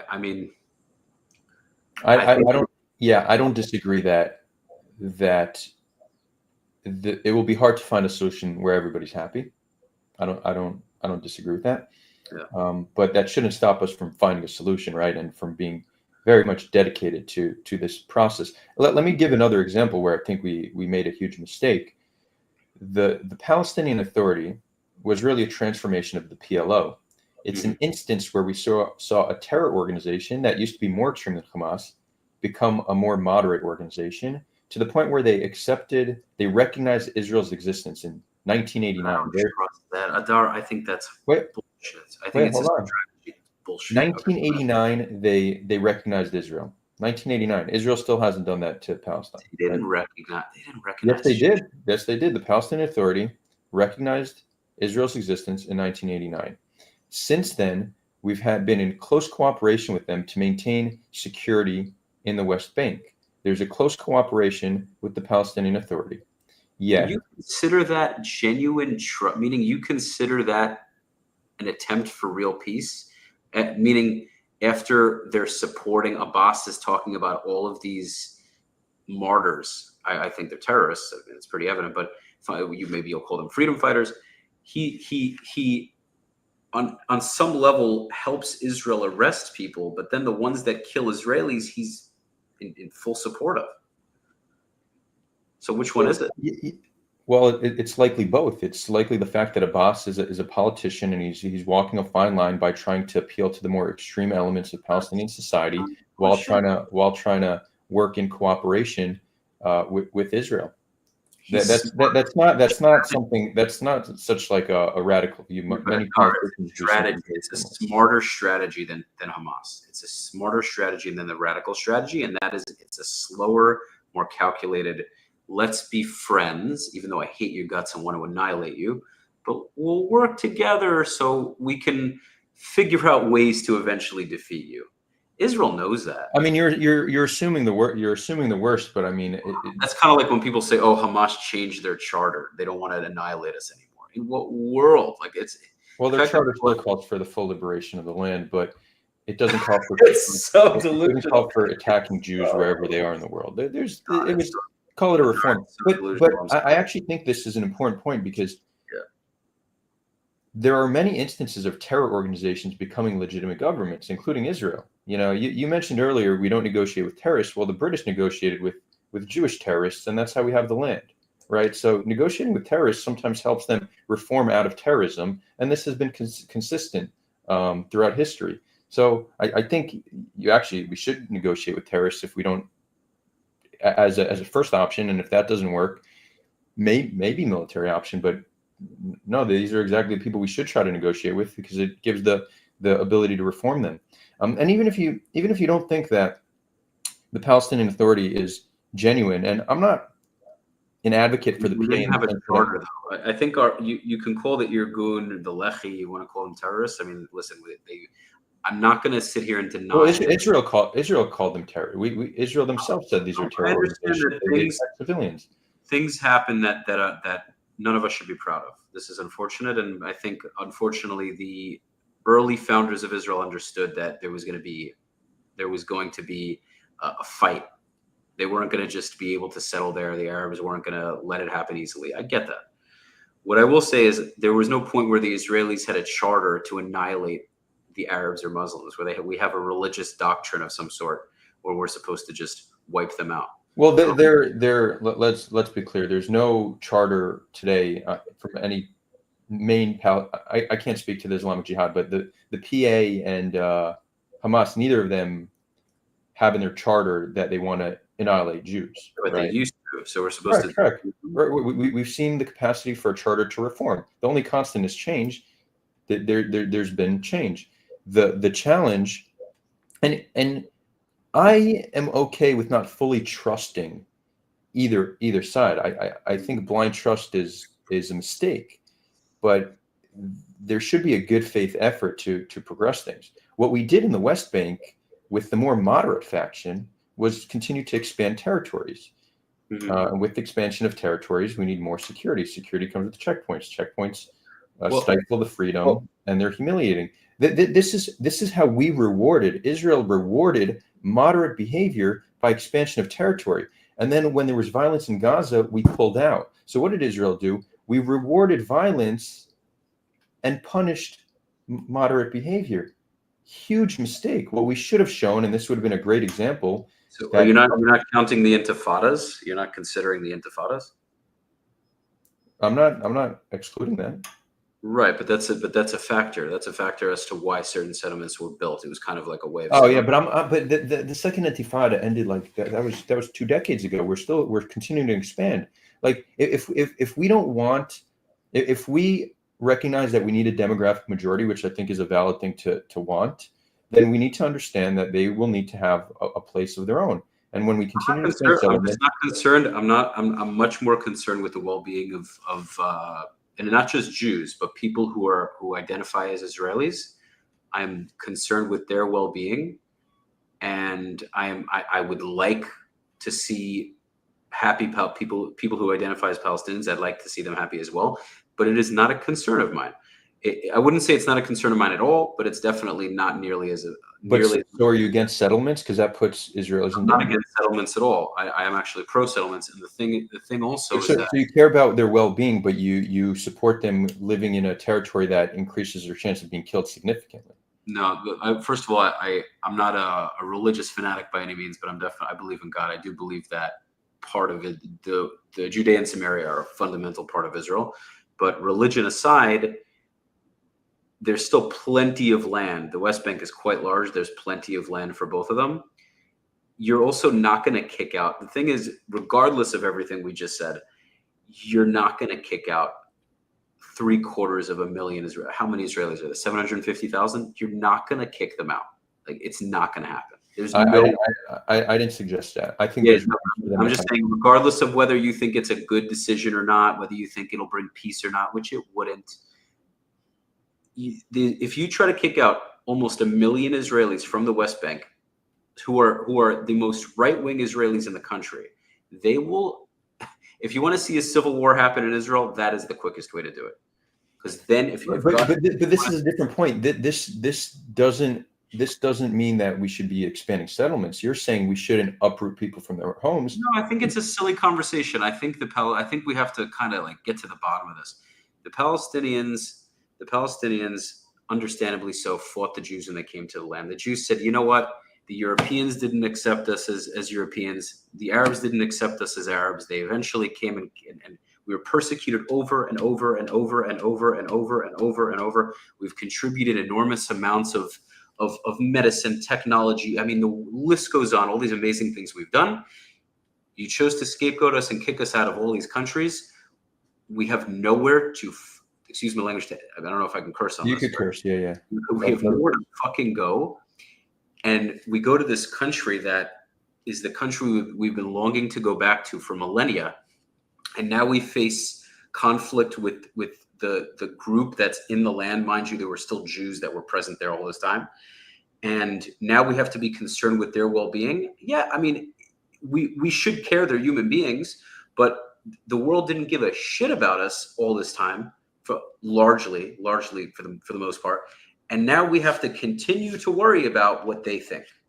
I think we need to do what's best for us. Well, but when was that ever part of the argument? We need to worry about what they think. That's never been brought up. We can build wherever the hell we want on the West Bank, and if they want to live in the West Bank, then they're going to have to come to terms with that.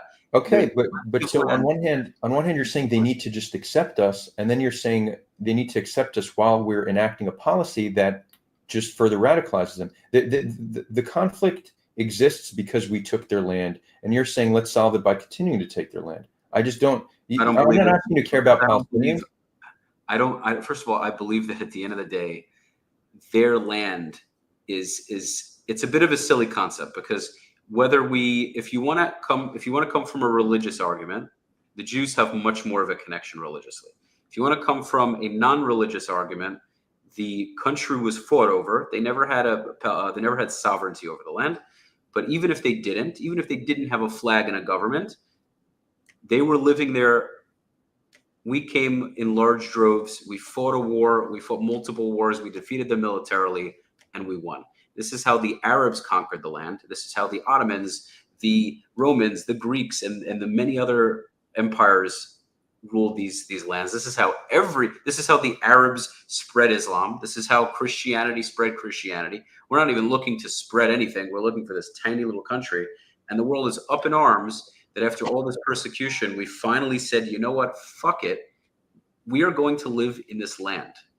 And we still can't get a break doing that. And I understand that there are people that were there. They could have shared the land with us. They chose not to. They chose to go to war. They lost. They kept trying. They kept losing. They keep losing.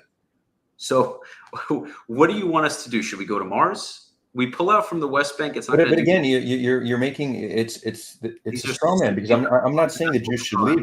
I'm talking specifically about the policy of expanding settlements. You said they fought a war, they lost. Cool. How does that then justify to continuously take land every opportunity? Because they can't keep saying it's theirs anymore. Meaning they can live in it, but what do you mean? We said it's ours. Like it was the Romans, like it was the Greeks, like it was the 15 empires that ruled it. It was theirs, and then it was theirs, and then it was theirs. So, congratulations, it's ours now. You want to live in it? You want to have a claim to it? No problem. You can. This can be your land too. Not a problem. You've been there for a long time. I'm not going to ignore that. You were there. Your parents, your grandparents, your great grandparents. You might have lived there for 500 years. You might have lived there. You might have been there for 1,000. I'm not going to take that away from you. You had the option to share a land that you didn't have sovereignty over. You chose to fight, which I get, which I can understand. You lost, and now you keep fighting and losing. So what would you like to do? You want to lose the wars you wage and then complain that you lost them, saying it's not fair. you shouldn't even be here in the first place, Jews. You're not even from here. You're not even. But Rafi, it seems like you're currently arguing with Palestinians who are not on the stream. These aren't the points I'm making. I'm talking to you about a specific policy that I think is harmful, and you keep reverting back to why you think the Palestinians are wrong. I think this is the foundation of it all, because it sounds like you're suggesting that if we pull out of the West Bank or we stop the settlements right now, forever, suddenly we'll have an opportunity for peace. They don't want us in that land at all. And if they allow us to be in that land, it will not be with our rule. They will rule it. They'll probably kill a large percentage of us. We cannot. That's what I think, like, liberal Israelis don't get, and they're just for some reason it doesn't seem to click. Is they don't. If we pull out of the West Bank, if 750,000 West Bank Israelis left today, it wouldn't make a difference. If anything, it would convince the Arabs that they are right and they should continue the war against us, because they succeeded in actually removing almost 1 million Jews from a piece of land that is of fundamental importance to them. The Jews and Judea and Samaria are like Rome and Italians. They are like Paris and France and French people. This is, you may not see it this way. You're agnostic. You might not see it this way. The Bible sees it this way. The Israelis in the West Bank sure as hell see it that way. And so to remove Jews from the West Bank, that's a crazy concept. That's not that argument has not been made on the stream, though. You're very important argument. I think often. Well, no, I mean, have that argument with somebody saying that we need to uproot people from their homes. You know. But then, what are you suggesting then? What are you? Suggesting? Well, again, you're in the position that we need to find a way to negotiate. We need to find peace. They could live with us, but we're going to continue policies that are just harmful, like expansion of saying we should stop expanding territories is not the same position as saying we need to uproot 750,000 Palestinians, right? Now, when we look at potential solutions, a two-state solution with land swaps, the majority of the settlers living in the West Bank would be included in these land swaps. The majority of them live in just 3 central clusters in the West Bank. Then you have these smaller hilltop settlements. Yeah, that's tens of thousands, and there could be a way to deal with that. I prefer to not uproot anybody from their homes, but they could have Palestinian residency and be citizens of Israel. They could move voluntarily, or they could get uprooted. There's many solutions, many solutions. But I'm not saying in any way, shape, or form that we stop building settlements and then we have peace. No, but there's immense amount of things we can do to make Israel a country that Palestinians are willing to accept. And the expansion of settlements is a great example, right? It's almost call it a litmus test, because many people say, yeah, we want peace, we're willing to compromise, but yet we should continue to expand settlements. I think settlements is a very clear policy that is rooted not in security, it's rooted in religious ideology primarily, and it only causes more harm. It makes the conflict harder to solve, and I think supporting it is just a sign of somebody saying they want peace, but it's very much peace on whatever terms we're going to decide. We'll take all the land because it's ours, God said so, and submit to us, and it will be okay. That's not realistic. The Palestinians have the same belief, right? Al-Quds, the Muhammad ascending with the flying horse Barak from Jerusalem. I'm saying, like, they're more fundamental than the average Israeli. So it's always funny when people get upset when Al Jazeera posts these videos of Israeli settlers running amok, you know, and they go, "Oh, these fundamentalists," yeah, as if the large percentage of the Palestinians aren't "quote unquote" fundamentalists. Like, if they're not deeply religious people. Do you think religious fundamentalism is bad?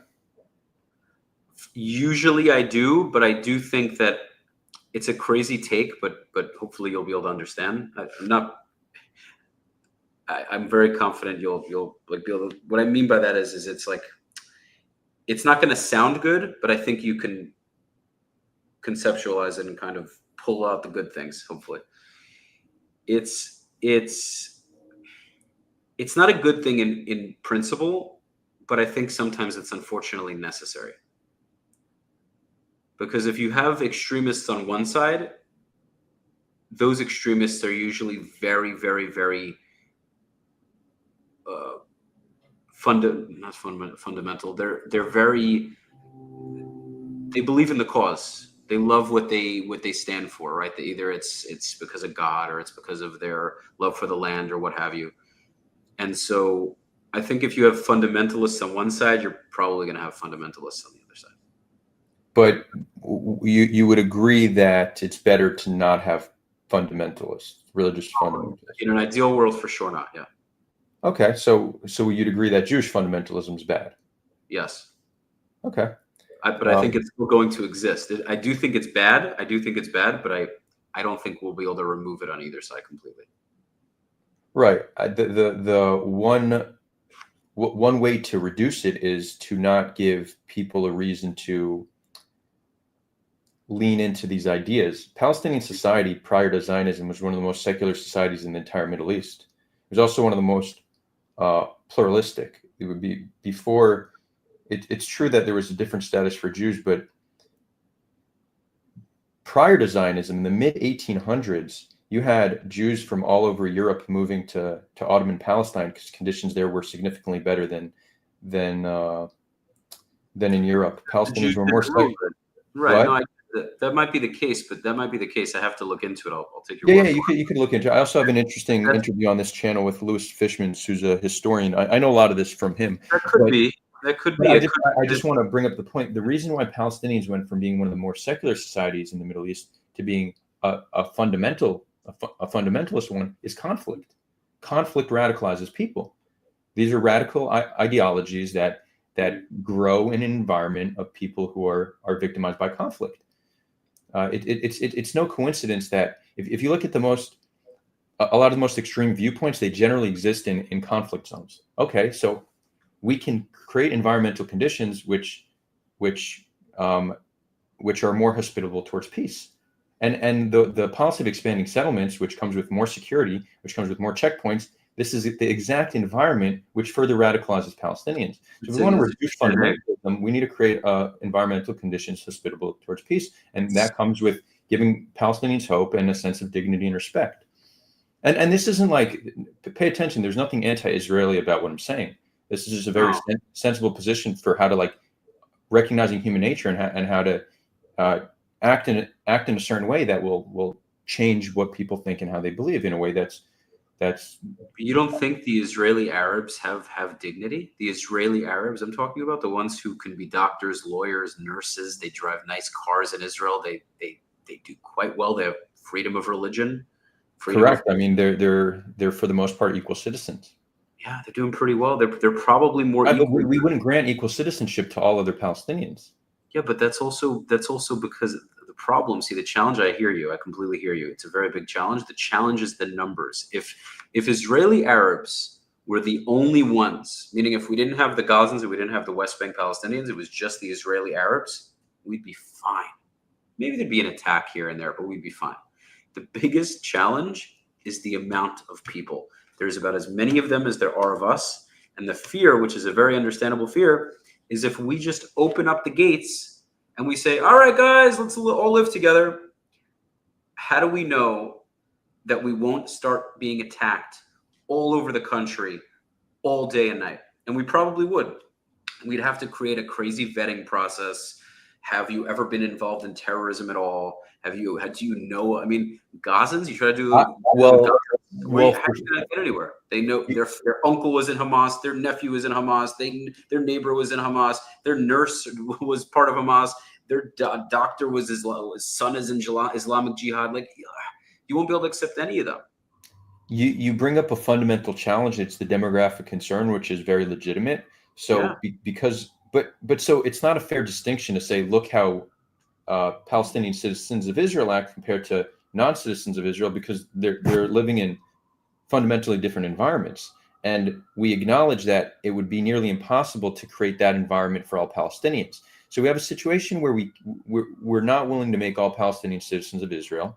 Okay, I think there's a reason why most Israelis reject that idea. Makes sense. Mm-hmm. So what's left? We could continue to control them and have them live under our boot, or we could find a way that they have their own independence. So again, absorb them, continue to control them or give them their own independence. And then there's more radical positions like kick them all out or kill them. I have a thought if you want to. But if we're not going to let them all in, so and you think Judea and Samaria is ours and we should continue to expand, is a suggestion that we just continue to control them for eternity and one day they'll accept us, but they'll still be second-class citizens. Like, is that the solution you're proposing? I think that there's enough room in the West Bank. It is a lot bigger than people think it is. It has a lot of uninhabited space. There's a lot of enormous amount of hilltop space that has not been built on. There's plenty of space there for people to expand. And honestly, if there was a real peace between the West Bank Jews and the West Bank non-Jews, it really wouldn't be a big deal. There's a lot of land, and if they're cool with each other and they genuinely get along with each other, it's not a big deal. They can get along. They can live together. Even in the ancient times of Israel, there were minorities and they lived there, and it was fine. There has to be an acceptance of Jewish rule. That's the biggest obstacle. In Gaza, the Gazans should live there. Okay, I don't think there should be a country called Palestine, but they can call it Gaza. Okay, that's what it's called. I mean, why do you think there shouldn't be a country called Palestine? They can call it that as long as they're not looking to expand it. If they want to make Gaza Palestine, okay, I don't think that's a big deal. If they want to call it, but that's probably not going to happen. Because if they accept Gaza as the Palestinian state, fine. I personally would be like, all right, no problem, cool. Is it likely they'll do that? Probably not. If they do that, I'm on board. What I think is more likely to happen is that they accept that it is their sovereign, it is their piece of land. We protect them militarily. Maybe they'll have a local police force, they'll have a local government, they'll vote in their own people, as long as there's no commitment to terrorism. There's no more rockets being shot into Israel proper. They're not building tunnels and trying to smuggle weapons. There's none of that. And there needs to be a very clear understanding. We will help you rebuild. If you do what you tried to do again, we will, quite frankly, we will fuck you up. It has to be an understanding. I know very few Jews are willing to say these things, but I think it needs to be understood because this is what other countries would do. Well, I mean, not only do we say that, that's our policy. Policy is if you hit us, we're going to hit you back hard. You know. I'm sorry, it sounds terrible. Any country's citizens would expect that of their government. If Mexico started lobbing rockets, hundreds or thousands of rockets into the United States, the American people would say, level Mexico right now. This is just unacceptable. Do it now. That's what they would do. And that's what so again, I mentioned earlier, I don't focus so much on people. We spoke about having a gene for loving the land, but a real gene that humans possess within them is the gene for genocide, whatever that is, or a set of genes that make us able to destroy a population we perceive as a threat. This is consistent throughout history, and the reason why Homo sapiens reigns supreme and we don't have other hominids living here likely has to do because we were the most, not only maybe intelligent and worked well in groups, but we're also quite genocidal. That our genocidal ancestors were the ones that won. So again, I don't focus on humans. I agree that given certain conditions, people are going to support the death and destruction of an enemy population. So again, but I hope you're not one thing. I hope you're not trying to be clever and take words that I'm saying and try to make a certain inference. Hold on. I just want to interject quickly. What I'm not saying is that I want to destroy Gaza and everyone in it. That is not what I said. And it's never what I said. What I am saying is go ahead and live in Gaza, build it back up again. We can help you do it. We should. Israel, if they commit to not committing terrorism, I don't care what they want to call it. They can call it freedom fighting. They can call it whatever the hell they want.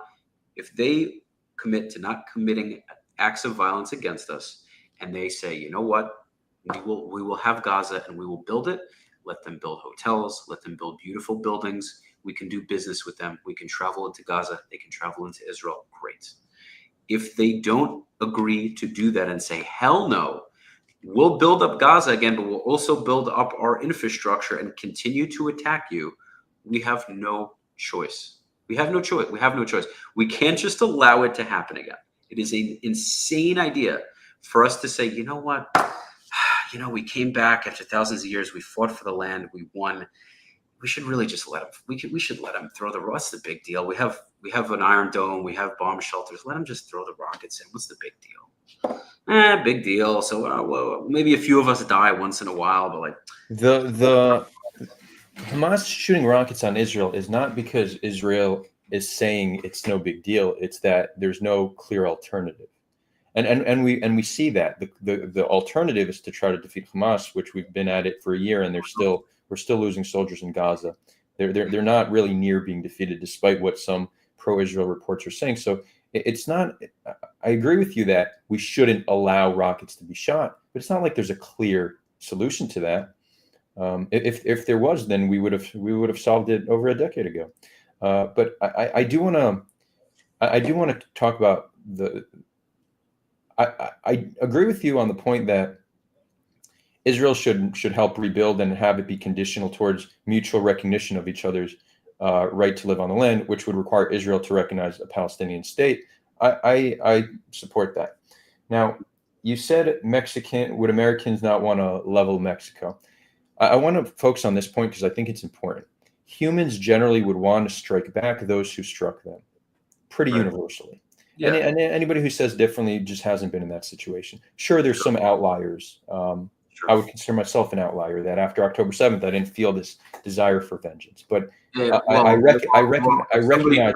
Kid, Adar, if somebody, God forbid, I don't know if you have kids. I don't have kids, but if somebody took you, God forbid, somebody took your kid, well, they believe in God or not. The point is, I never, ever obviously wish that upon you or anybody else. But if it did happen, I don't know, maybe I'm wrong. I'll speak for myself. But I imagine you would probably be willing to do some pretty brutal things to ensure the security of your child. Is that a fair statement? Not quite, for a few reasons. One, I would agree. I would agree that I can't know how I would react if I lost a child. But I have lost women. A mother, because no, yeah, you're giving a hypothetical that it's not shoes I could put myself into, but I could look at similar examples and reach conclusions. So, for example, I've lost now 5 friends to the conflict. That didn't radicalize me towards violence. If anything, it radicalized me in the other direction. It said, no, you know what? Violence sucks. We need to find other ways to do it. And then I see other examples. You do have what's his name? Maoz. I honestly got to get this guy on the channel. Maoz something. Sahar? Mazoz? Yeah. Both his parents were killed on October 7th, and here he is calling for an end of violence. Okay, well, so this is somebody who lost both his parents on October 7th, and he's still an advocate for peace, right? So I don't think it's necessary, but I also don't agree with the premise that what we're doing is making us more safe. I don't think that's been not now. No, right now it is definitely. Thank you, Shacham. Yeah. Yeah, no, right now it's causing us a lot of challenges. I mean, what we're doing is causing us economic difficulty. It's causing a lot of resentment. A lot of countries don't want to be involved. I think it's a price we have to pay to ensure security down the road. Could we handle it differently? Could we handle it better? I'm sure we could. We're imperfect beings. We're led by an imperfect. I just want to revert back to the point, because that was a sidetrack that I don't blame humans for wanting vengeance. I think it's very natural. Yeah. The reason why international law exists is exactly to avoid countries responding in such a way that has a complete disregard for civilian life. That's why international law is important. Like, the best strategy for an invading nation is to not send ground troops in it, just flatten it with airstrikes. That's a safer strategy. You don't want to risk your own soldiers, so just kill civilians, flatten Gaza. That is a better strategy if we value IDF life more than anything else, right? And this is why we created international law, to avoid countries from enacting a strategy that just essentially flattens cities. I mean, you know what's crazy though? You know what's crazy? Yeah. I do want Gazan civilians, at least the ones that don't support October 7th, because I'm going to say the ones that support October 7th, I don't really. Well, most Gazans don't think any war crimes were committed on October 7th. They think it was purely a strike on military. So many of them support it because they think no civilians were killed. I don't know if I buy that. I also think that a lot of the Gazans, I don't really Well, buy you should. The polling on this confirms it. I don't know if I believe the polling either. I think I have more of like a sixth sense and intuition. It's not that I have an inherent. I understand their hatred because many of them, unfortunately, don't have the ability to see it critically enough. They grew up in poverty. Not even all of them, but a large percentage. They grew up in poverty. They were fed an idea that every single bad thing that happens is only the fault of the Jews. So of course, if their groups people go and attack this horrible, larger, stronger enemy, they're going to be happy about it. I understand that psychology, but there are much deeper layers to this. So I understand where they come from, and I almost don't blame them for celebrating it. But you think the consequence do you think the consequence of celebrating should be death? No, I'm not saying it should be death, but I'm also not willing to if you're going to celebrate the death of my people, then I'm not going to put your life in front of my family's life. I'm not going to do that anyway. My family's lives are more important than yours, especially because you're my enemy and you're happy about my people dying. So correct. But there's a difference between the natural human response and what a country should do as a matter of policy. And this is why international law exists, to stop countries from acting as the natural human response. We don't want populations genocided, which humanity has a history of destroying populations. We're creating laws to stop that from happening, to resist our human response. I think the premise is a good premise. I think these rules were created with good intention, but I think sometimes they work in reverse, because when you have a group of people that's willing to not follow any kind of international law, and then you hold a country to a standard much higher, which I understand why, a democratic country, of course it's understandable why you hold it to a higher standard. But when you don't allow it to do certain things, then what you ultimately do is you kick the can down the road and you prolong the conflict. Because if you hold it under a magnifying glass and you scrutinize and criticize every single thing it does, then to some level, you tie the country's hands behind its back. And then what you essentially say without saying it is, it's not really okay for you to wage any of this war whatsoever, but we'll kind of give you some leeway if you kill a couple of people. But after you get to a certain number of people, that's too much. You got to end it. Not taking into account what the enemy did. Wait, you're saying once enough civilians die, you just got to end it? Well, that's kind of what the world has been saying. Too many. Yeah, but do you disagree? No, I don't think that's how war works. I don't think that's how it should work. Here's the thing.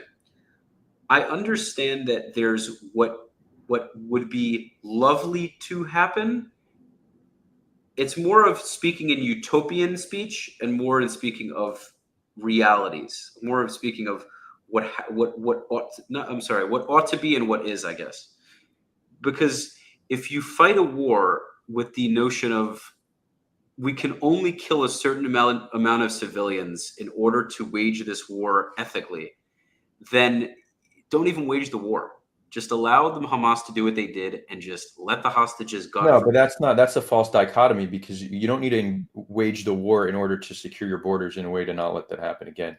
But on that point, so let's say we were to. Are you suggesting that Israel shouldn't have responded militarily? I'm saying that is a viable option that in the future will be considered to be the go-to response to such.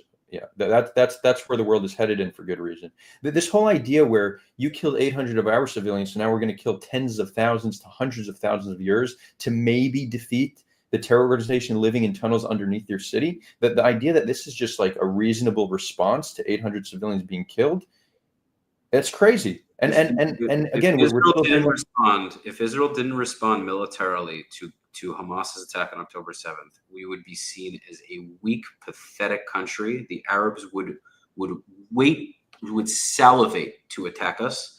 They would say, look at these coward Jews. they let this happen, oh, we're going to come after them. They would Yet in reality, we're weaker today than we were a year ago, and we have a war on more fronts than we had a year ago. We created such a strong deterrent, yet Hezbollah's firing rockets. You have 90,000 Israelis not living in their homes. The Houthis are shooting on us. Iran and Iraq are shooting on us. This is the deterrent. No, we're weaker now than we were. Absolutely not. Absolutely not. And I'll tell you why. Israel has been able to show the Arab world, and I don't just say the entire Arab world, because there are Arab countries that we have relative peace with, but the Arab, not just the Arab world, because we have Iran, but the Muslim world rather, that wants to defeat us. We have shown them that we can get to wherever they are. We can kill their leaders. We can definitely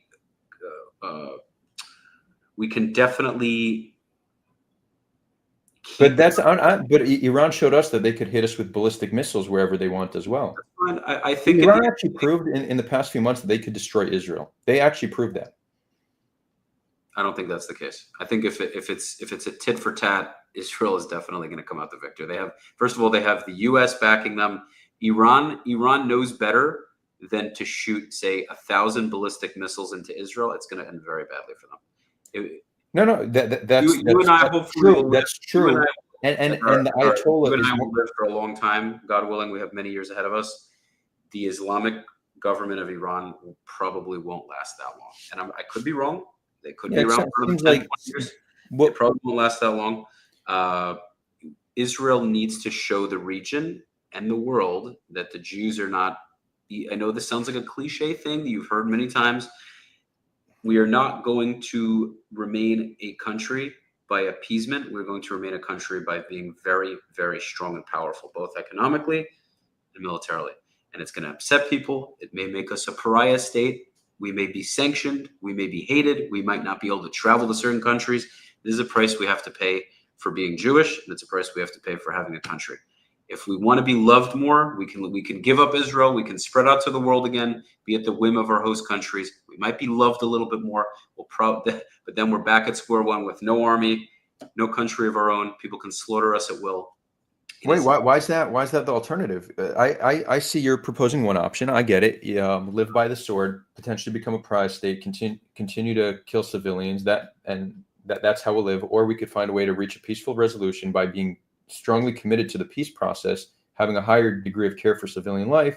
That's another option. Why would you're saying these nice things, but you're not offering real? Meaning you're kind of playing the good cop, bad cop, right? You in this meeting, you look like the very peaceful, nice guy, and I look like the fundamentalist, like warmonger, right?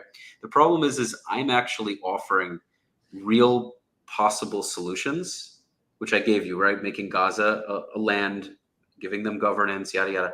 You're just saying we shouldn't be doing what we're doing, but you're not actually giving real solutions. So, like, what are the solutions then? Wait. How is negotiating for a peace deal not a real solution? What does that look like? What does that look like?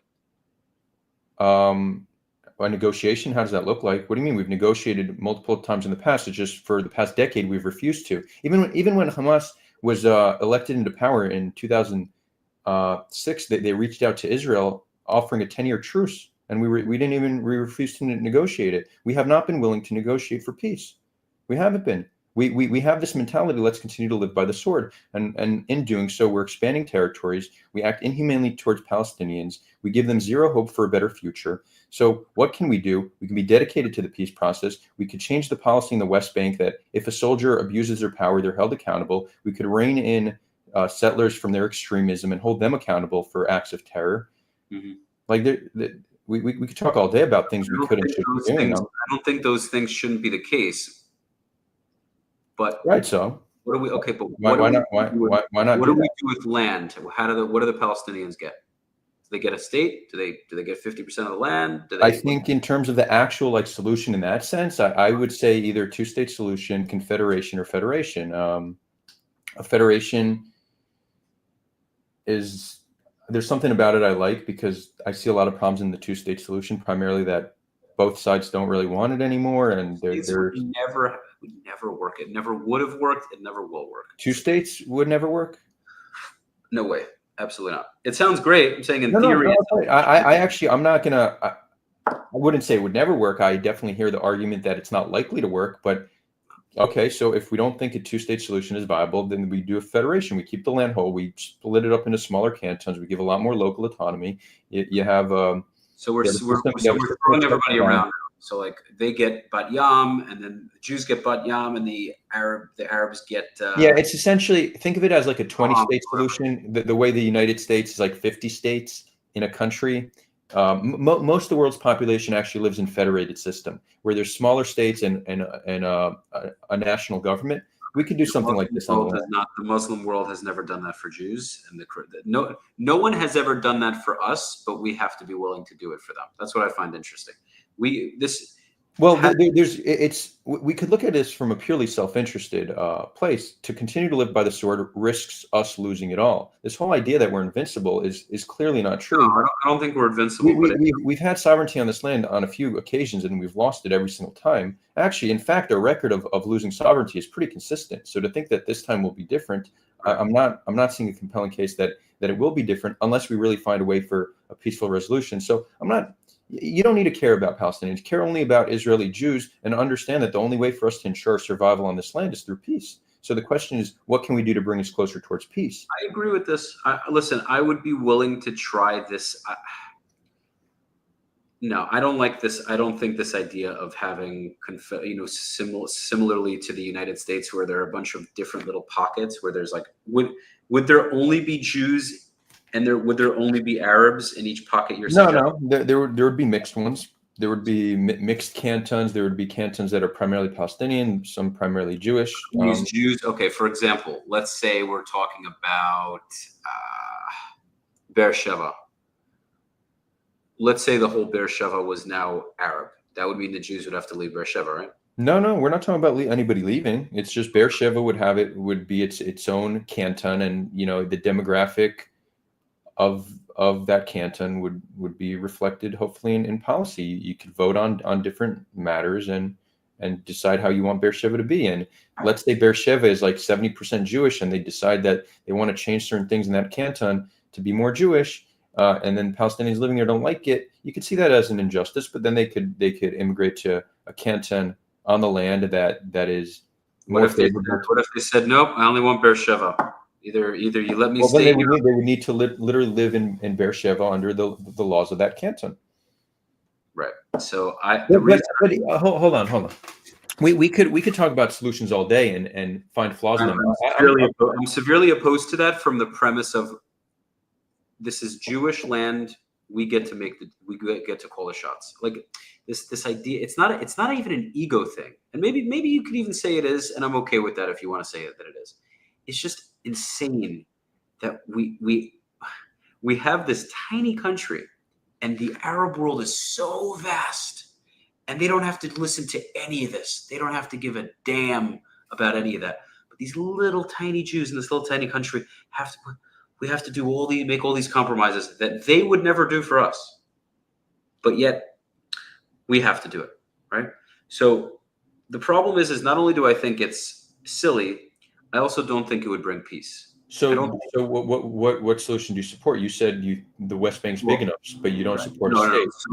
So in the West Bank, I think that would work. In the West Bank, I think it at least the attempt to do it would actually work, because we have so much empty land that hasn't been built on yet. But not so you don't want them to have a state, you said.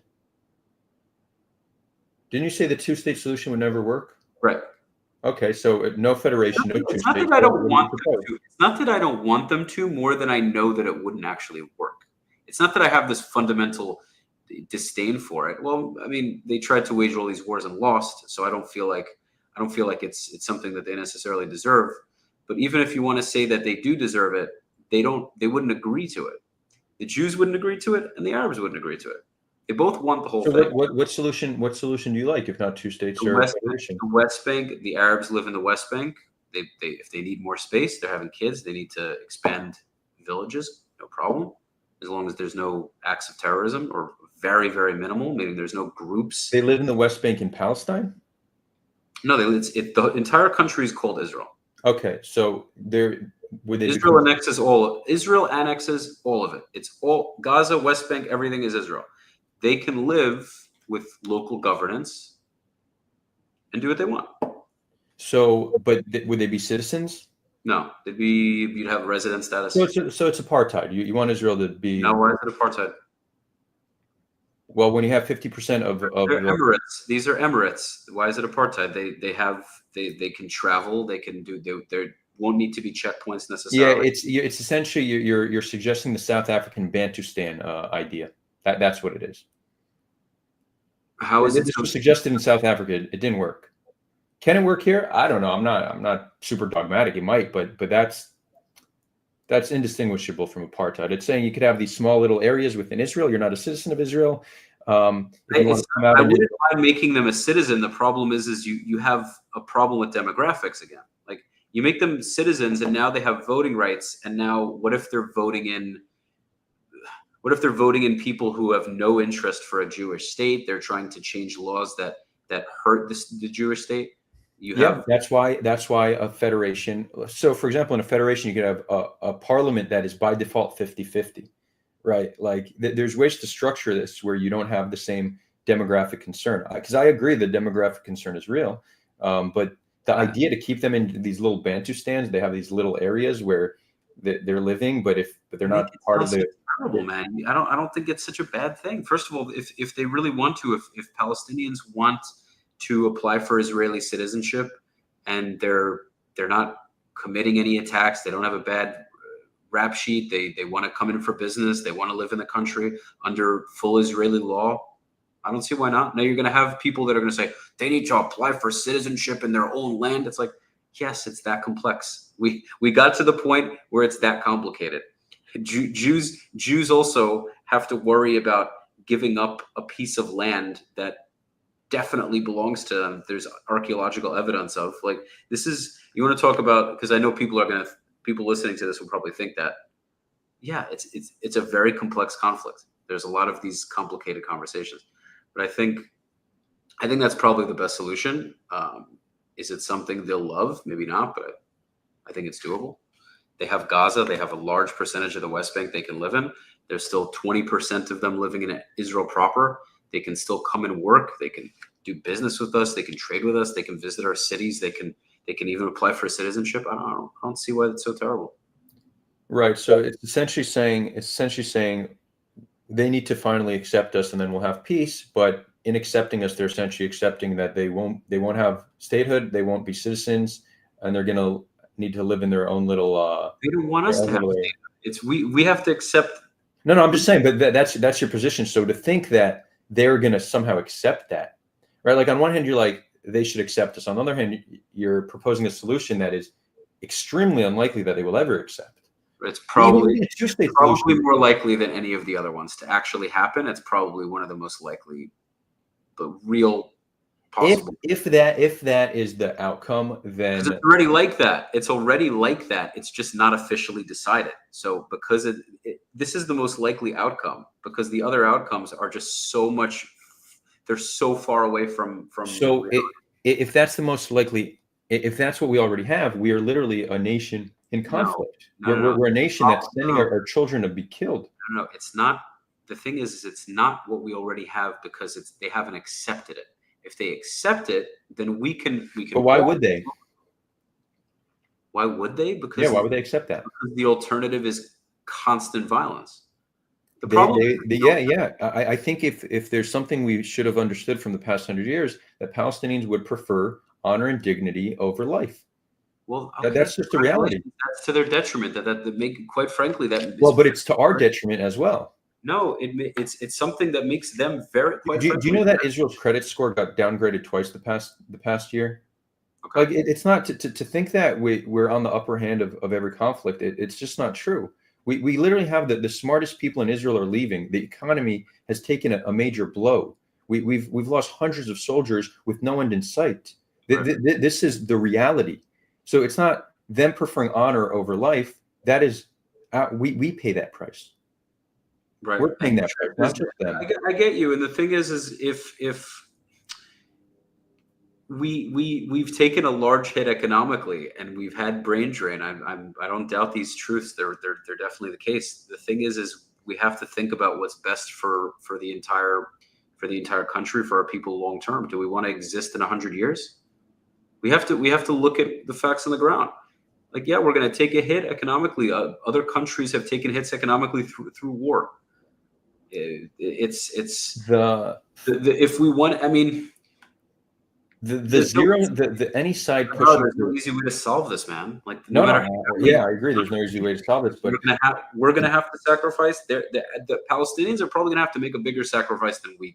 But it sounds like you're not willing to make any sacrifice. You're saying live in your cute little Bantustans, and maybe one day you could be a citizen. No, because first of all, we are making a sacrifice because Israel already has a very large Arab population. They deal with violence all the time.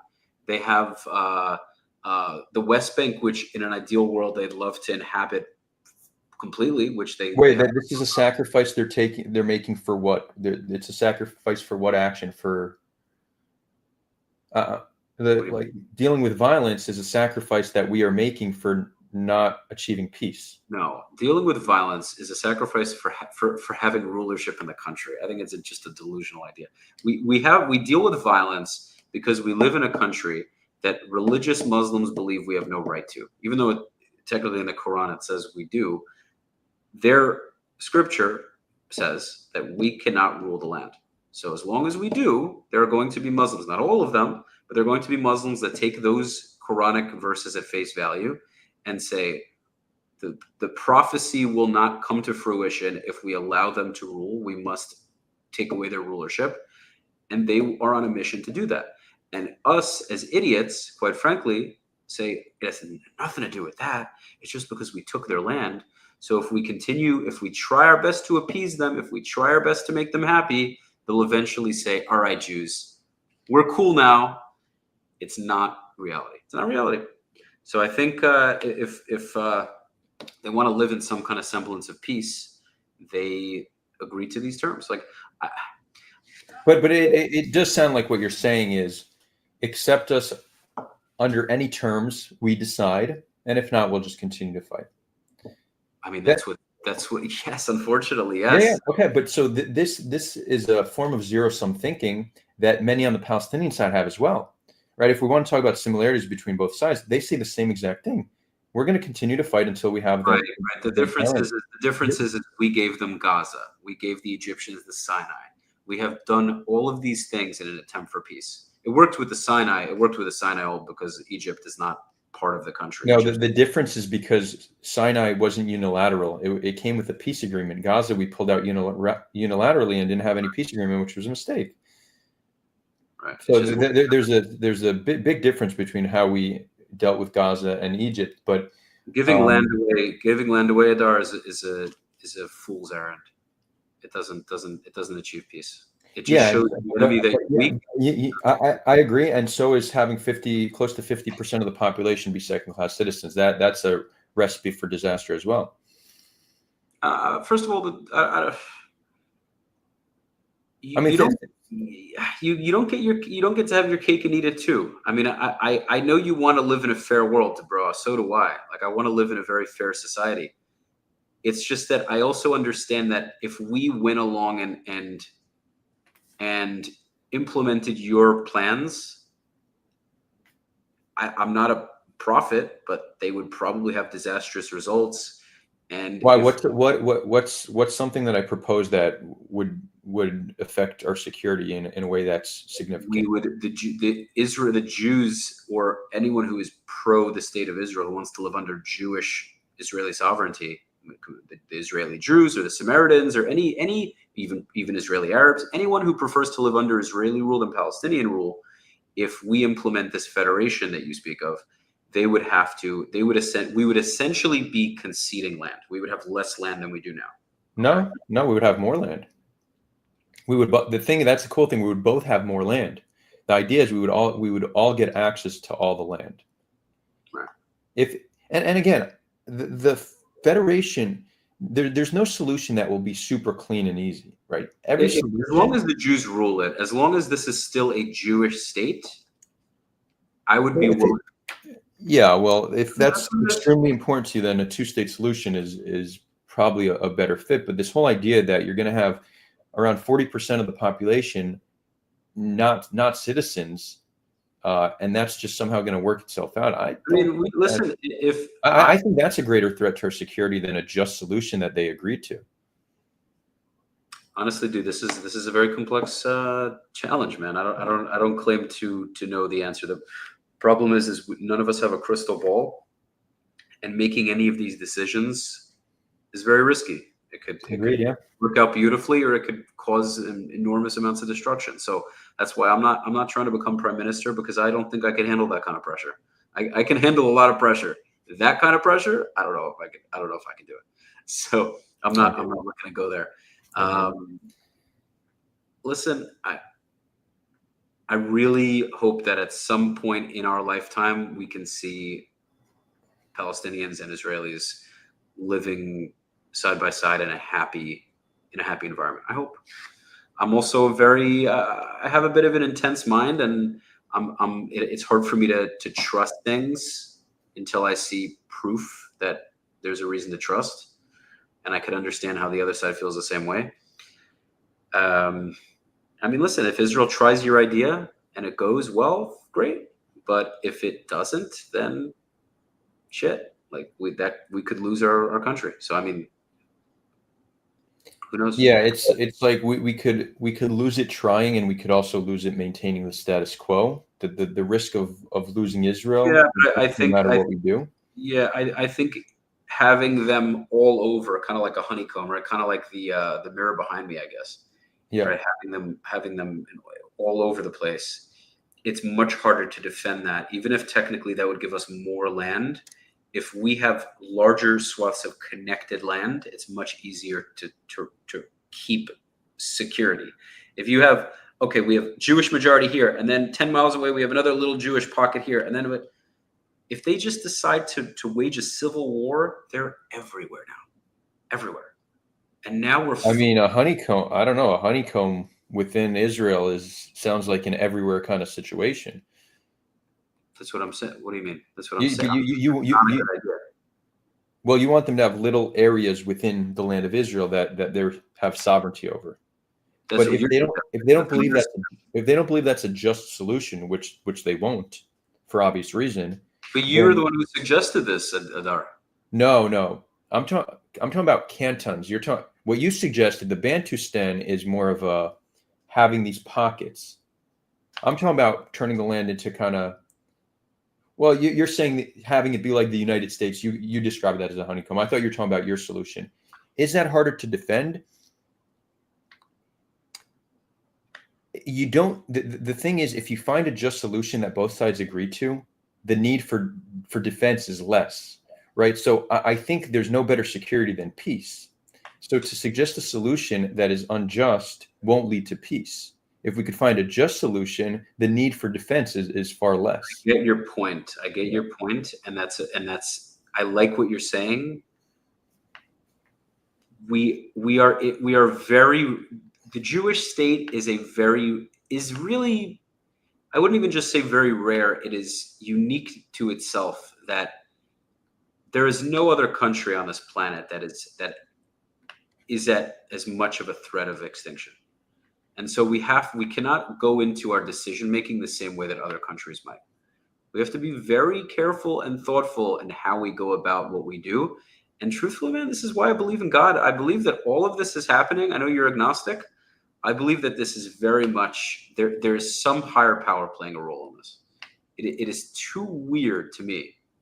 It is too, and I'm not a very religious person day to day, man, but I definitely believe that this entire thing, somehow there's something at play here, and I'm just riding the wave, man. I live my life. You're still there? Yeah.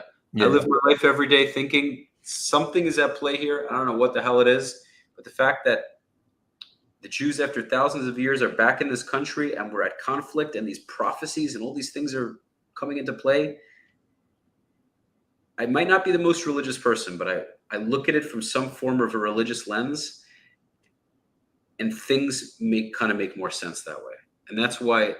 Yeah, I mean, that's not. Yeah, I know hear that, I know but you fundamentally disagree with that. I know you fundamentally disagree with that. No, it's just also just historically, it's like, when we got sovereignty the second time, it's like, this time we'll keep it. No, we didn't keep it. It's before the Holocaust. It's like, oh, I believe we'll be liberated, and then we And got you know what, murdered. man? Like, And if at the end of the day, if God wills it, and wants us to lose it the third time, then it is what it is. You do need to think, though, if there's the God of the Torah the way it's described and we're chosen, God's been pretty fucking cruel to us. Like the amount of persecution and hate and violence Jews have faced.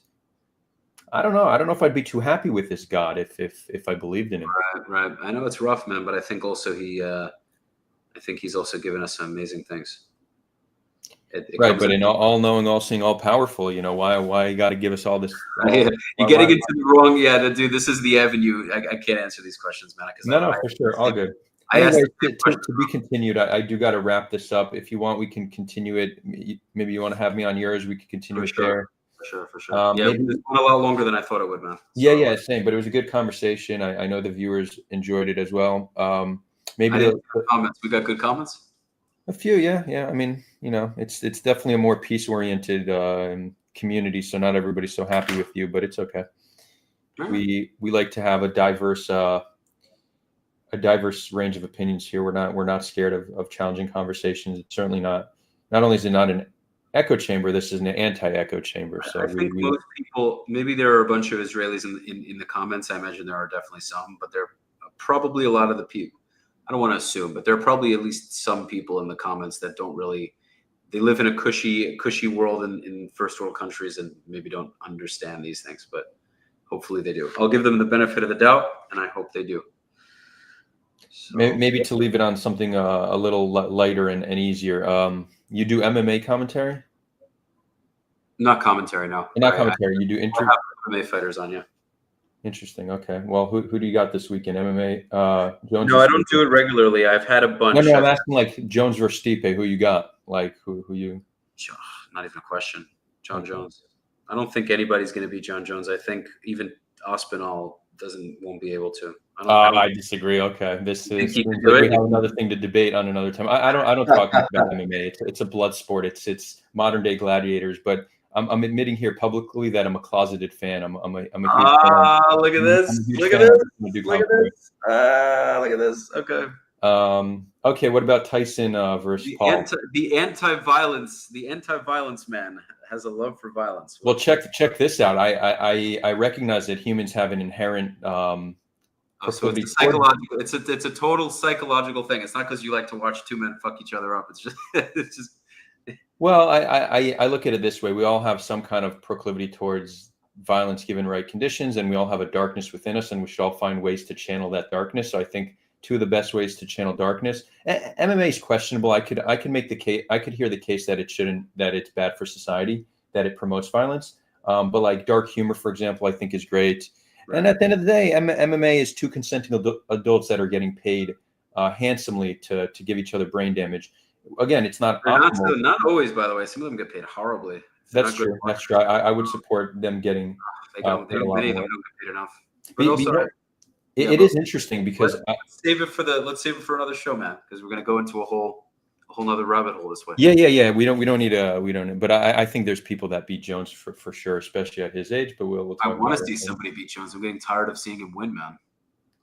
I would love to see Chimaev fight him. I don't think he could take. I mean, who knows? Too small. He's too small. Yeah, he's too small. Yeah. But dude, if you can come on my show, maybe Saturday, maybe Saturday or Sunday.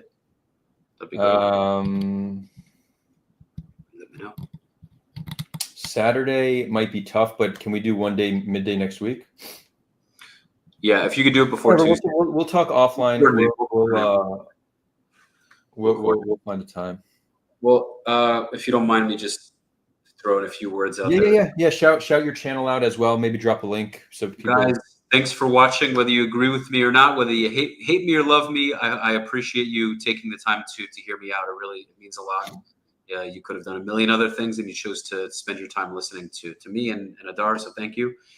You can see more of my content at Soothing Semantics on YouTube, Spotify, all major platforms. You can also follow me on Instagram at Rafi the Realtor. And you can also find my podcast channel on Soothing Semantics on Instagram. So that is all. Awesome. Thank you so much, Rafi. Thank you for having me, man. I appreciate it. Till next time. Awesome. So that was wow, 2 hours and 40. Where the hell did the time go? I actually missed the call. It was very, very interesting contrast, right? From going with Dr. Mimi Syed to Rafi, stark contrast, but I think we covered a very broad range of topics, which is what we're here to do. Oh, and we talked about the election as well. So good session, crew. Good session. What do we have planned for next week?